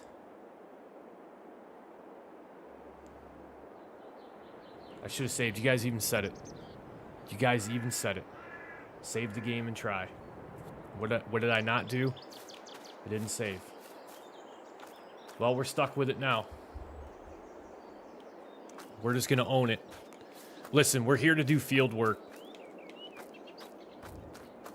We're here to do field work. All right, now we need to kind of get an idea of how we're going to lay everything out. I was warned. You guys are absolutely right. I was definitely warned by that. You guys you begged me to save, and I just didn't do it. Yep, that is all on me. But here's the flip side to it. It gives us a lot of space to do what we want to try to do here. I mean, now we could even tuck our field house or like our farmhouse way over here, and we'd have all of this area open to us to do whatever we wanted with it. It's not bad. It's not bad. Yeah, we got to own it now. You're right.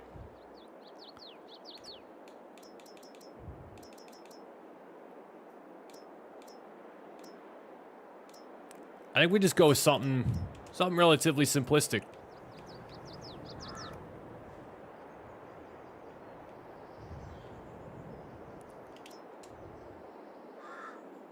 I mean, that actually looks like it fits. That actually looks like it belongs.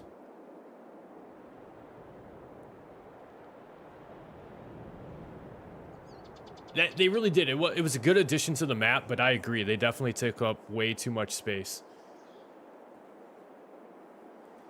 It always seems to heavy haul when I make the mistakes. It's when I don't save the game. That doesn't look too bad. I don't mind the look of that house. But I feel like it just doesn't belong on Alma.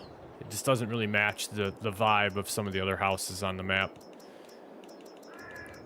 I think we just go simple for right now. Do like a little $25,000 home here. For right now, we can always upgrade later. Rebuild a way better fence. Yep, absolutely. John, yeah. Got jokes tonight, I see. Got jokes tonight.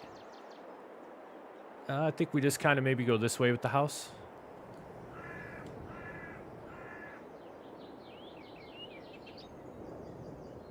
Yeah, let's do something like... Why can't I place that down? Place item. Hello? Place item. Why can I not place item? Please?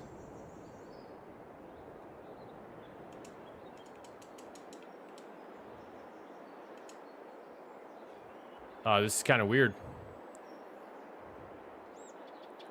It is not letting me place the item down.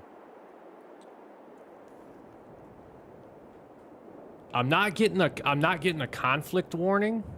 Like right there, it'll say shop area restricted. I mean, it's showing the price as if like we're supposed to be able to. There we go. That was really strange. I don't know why it did that. Huh, that was weird.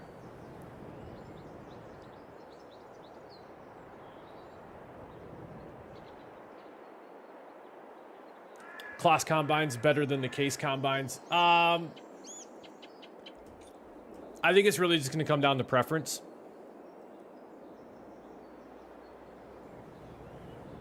Case combines are pretty good. Some of them have really high capacities, and then they also have larger harvester headers that can go on them. Visually, I think the case harvesters look better than the class. Visually.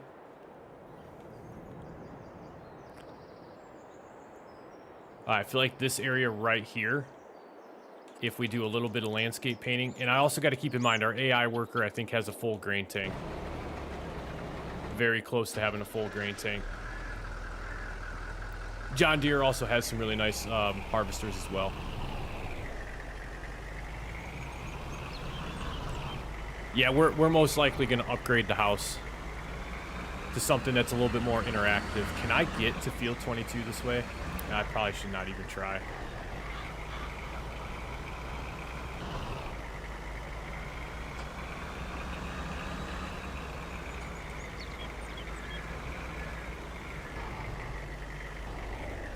I think we need to put a silo system down first before we do anything else.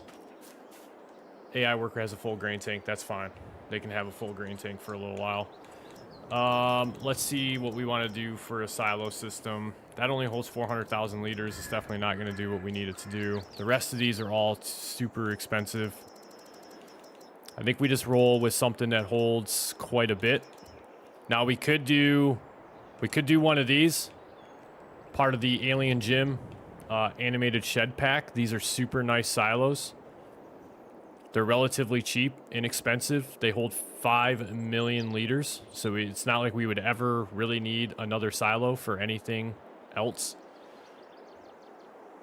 CFL Saskatchewan, I appreciate the sub to the channel. Thank you very much.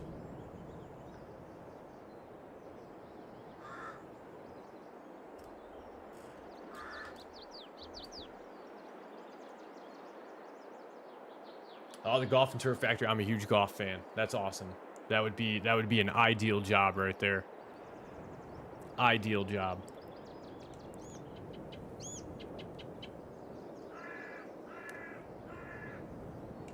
I think we roll with that. And then let's go ahead and build our silo.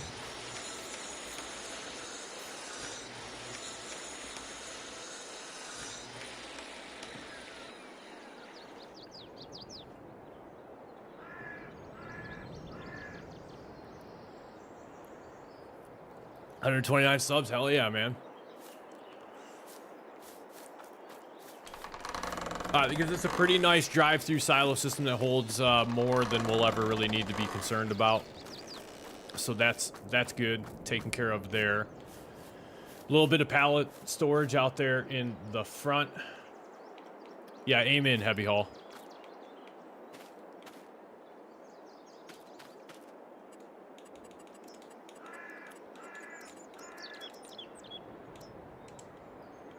We'll do a little bit of landscape painting out here in the front. We'll get a little bit of this. It's not quite the pattern I'm looking for. Is that what I'm looking for? Nope, that's still not it. It's got to be gravel. Nope, that's not it still.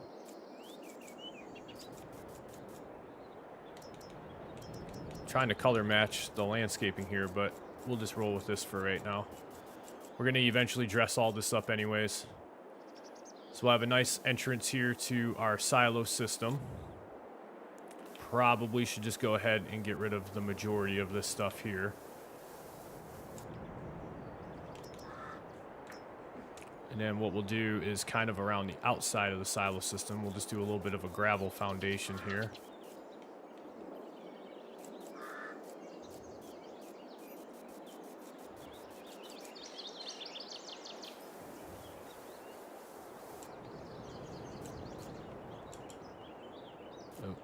Maybe. Might not be able... Oh, there we go. We got it. We got it. A little bit of gravel around the basin of that. Just a good look for the aesthetic.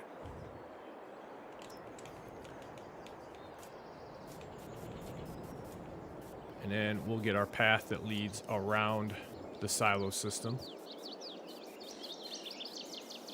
Make that just a little bit bigger.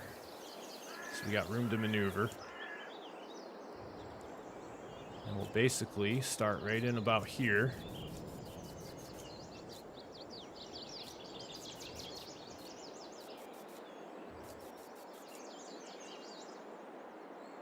And that's where we can exit the silo system from. We'll just make all this back here gravel.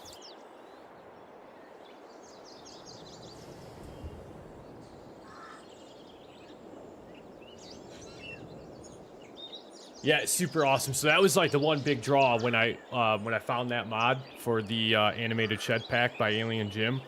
The first time I ever used it, I had no idea. Like, I placed it down and I'm like, what is going on? I have no idea what I need to do. And I hit that little interaction button there and the shed just started assembling itself. I'm like, okay, that was awesome. And it's just a super good silo system for the amount of money that you pay for it. It's $25,000 and holds 5 million liters. I mean, it's all you'll ever need on one farm for the most part.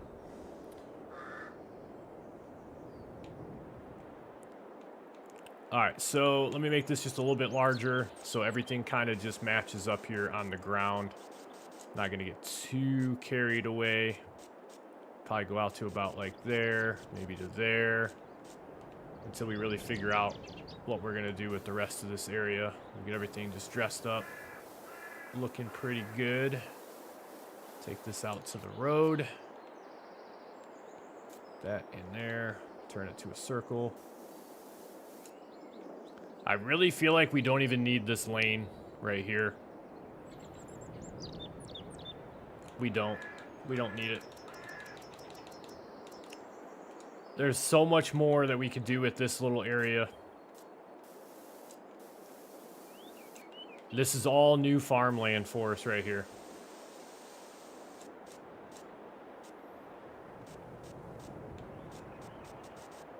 Now, this is something that we could put a fence around. Could definitely do that.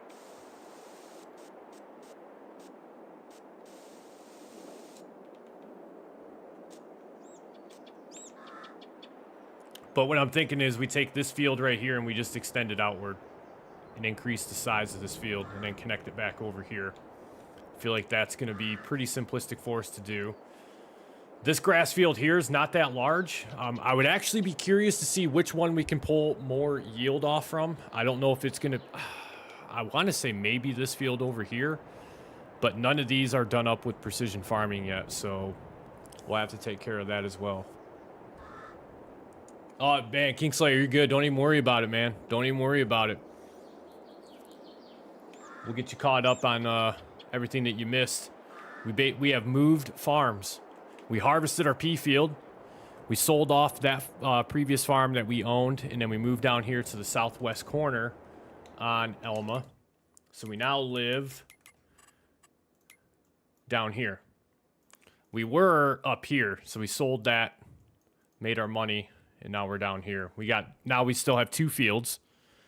They're both grass fields. And right now we're just kind of going through and cleaning up the farm, starting to get a few things put down. Go ahead and get rid of that tree real fast. That's kind of inconvenient to have right there. So we are all set.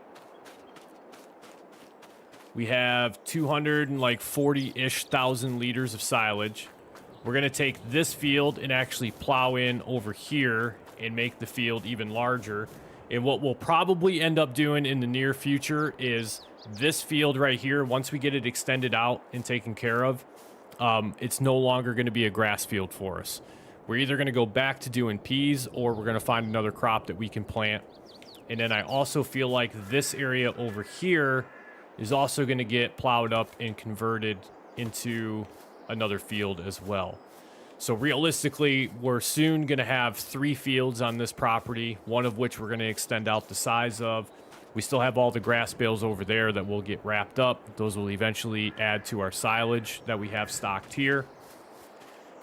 For whenever we end up getting a cow pen, we'll have the cow pen that does the feeding robot, so it'll make silage automatically for us, and it'll keep our cows fed. We have a silo, we have our farmhouse. The only thing really left that I want to do is I'd like to throw down a shed. We need some parking. I have an idea for a shed, but I don't think I can afford it right now. No, I can't. Plus, it is absolutely just massive. That's too big for this farm. It's too big. That vehicle shed's not going to accommodate the amount of equipment that we're going to have. Yeah, we're definitely going to have to take a look at some of these barns and figure out what direction we want to go with these. Alma, Missouri, man, I can't go wrong with this map. I really enjoy this map. Really do enjoy this map. Now, the American pole barn, that's not too bad. A couple different doors on it. We can change the color. It's not bad.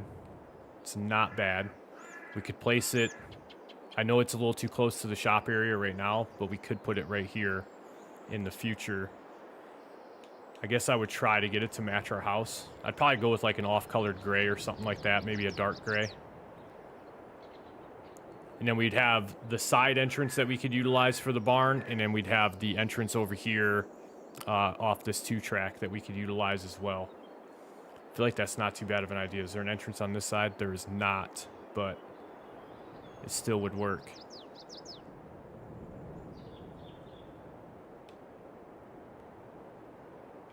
Probably should have done the shed over here. Probably should have done the shed over here. I think that makes more sense to have the shed over here, to be honest. It's still not that close to that field. Maybe we'll do that. I know we kind of just wasted money, but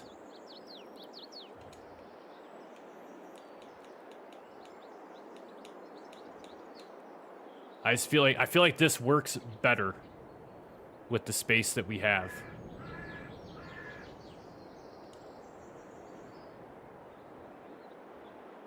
Yeah, we're going for it.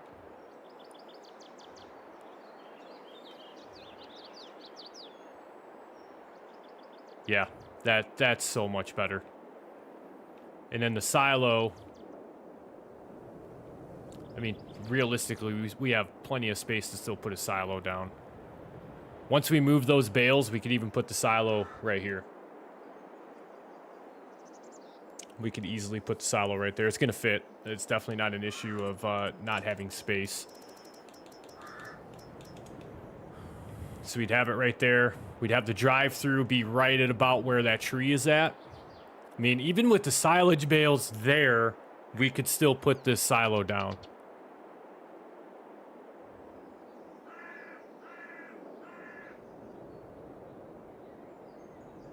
Like, we could even do it like right about there, I'm thinking. Done deal. All right, heavy haul, here you go, just for you. Hang on, let me get this tree out of the way so we can see everything.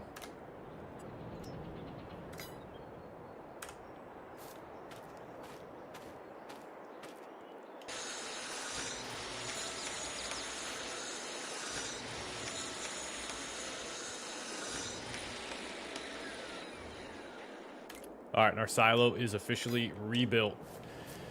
We spent a little bit of extra money to make that move, but now we have a very large barn that we're never... I don't really think space is going to be an issue for us in this barn. We're going to have tons of it. I like the placement of it. I feel like it makes sense where we put it with having multiple entrances to this.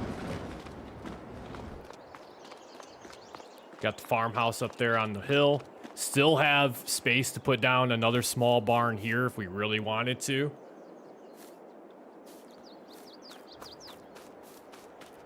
But for right now, I feel like this makes the best use of our space. I need to do some landscape work around this silo, though. I can definitely tell you that. Yep, definitely got to do some landscape work around this real fast.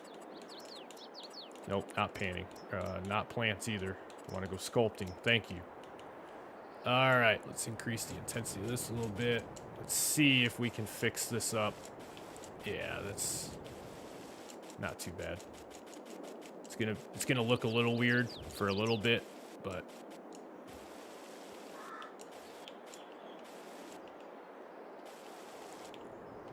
it serves its purpose. I don't think we really need to worry about any landscape sculpting over here for the most part. I feel like all of this is pretty well all set already.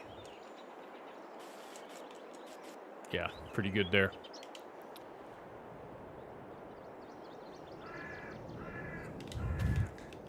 Sure, that pun was totally intended. That pun was totally intended. It absolutely was. I'm not falling for that. Not falling for that.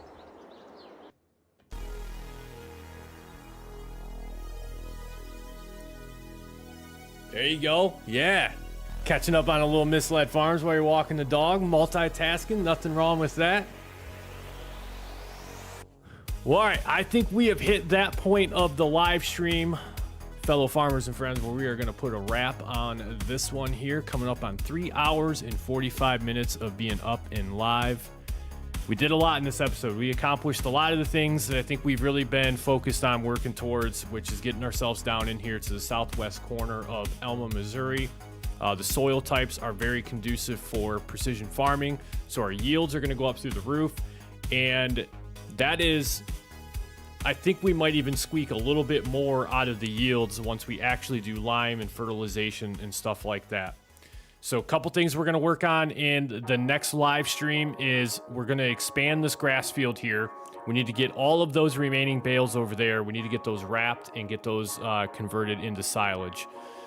And once we do expand this field, we're going to harvest the grass field again so that we can pull those bales off of the field, get those wrapped, and again have a whole nother set of silage bales waiting on us. So we're going to be sitting pretty well on silage, which is going to do a lot for us. Eventually, when we get into the cows, we're already going to have some silage bales ready to rock. We also can cash in on these silage bales if we find ourselves in a tight pinch for money, kind of like we are right now. $19,000 remaining in the bank. We also still have to pay some of our loan back. Let me just go ahead and take care. Let me take care of that right now. I'm just going to pay 2 months worth of the loan back because we did skip quite a few months. So we'll just throw another $10,000 at it. We still owe $5,000 more, but as we progress forward, we'll keep paying that off. Hopefully we don't have to be in any situation that's going to require us to take any more money out of the bank. Next live stream, that's a great question, Heavy Haul. I post a lot of updates for the live stream on my YouTube page, so I'll post anytime that I'm planning on going live. Right now, what I'm thinking is we might do a Sunday stream. I got some stuff I got to take care of on Sunday. I'll be kind of out of town for a little bit, but I'll be back later in the afternoon. So what we'll look to do is probably go live, probably sometime around 6 p.m. Eastern Standard Time on Sunday. We'll be back here on Alma, Missouri. You'll always find I'll post my live stream dates and times on the community section of the YouTube channel. And if anything changes, I'll update that as soon as I possibly can so that you guys aren't sitting here waiting for the live stream and it never happens. So I'm always trying to keep you guys as updated as possible. If you're in the Discord server, I'll always post an announcement of when the next live stream is going to be. I'm trying to get better at being a little bit more consistent with the live stream schedule. The majority of the live streams are always going to be on the weekend. I do like to try to get at least 1 or 2 weekday streams going, but sometimes work gets a little overwhelming and runs a little late. And by the time I get home, I'm pretty exhausted. I still need to record episodes and get those edited. So weekend live streams right now are where it's at because we're free. We got a lot of time available. We can stream for hours on end. So once again, for everybody that came out to the live stream tonight, greatly appreciate it. All the new subs to the channel, thank you and welcome to Misled Farms. I greatly appreciate you guys joining us tonight, subbing to the channel. Be sure to check out all the other series we have up on the YouTube. We got Frankenmuth Farms. We got the No Man's Land series. We have the Beginner's Guide series. If you're relatively new to Farming Simulator, you can jump on over there. More Beginner Guides videos are coming. I think we're going to be talking about doing some mods next, or maybe I had a comment talking about landscape sculpting, which, yes, can absolutely be a nightmare in this game. So I'll probably cover a couple different things in the Beginner Guide videos coming up. We have some new series in the works.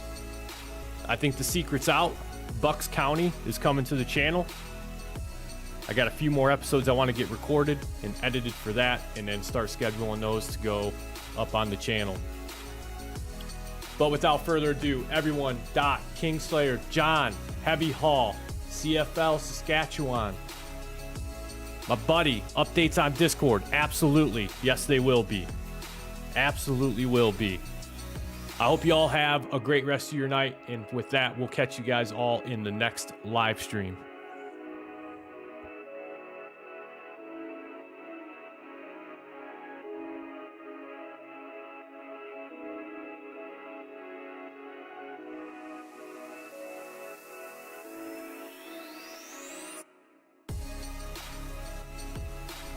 Demetrius, we'll see you.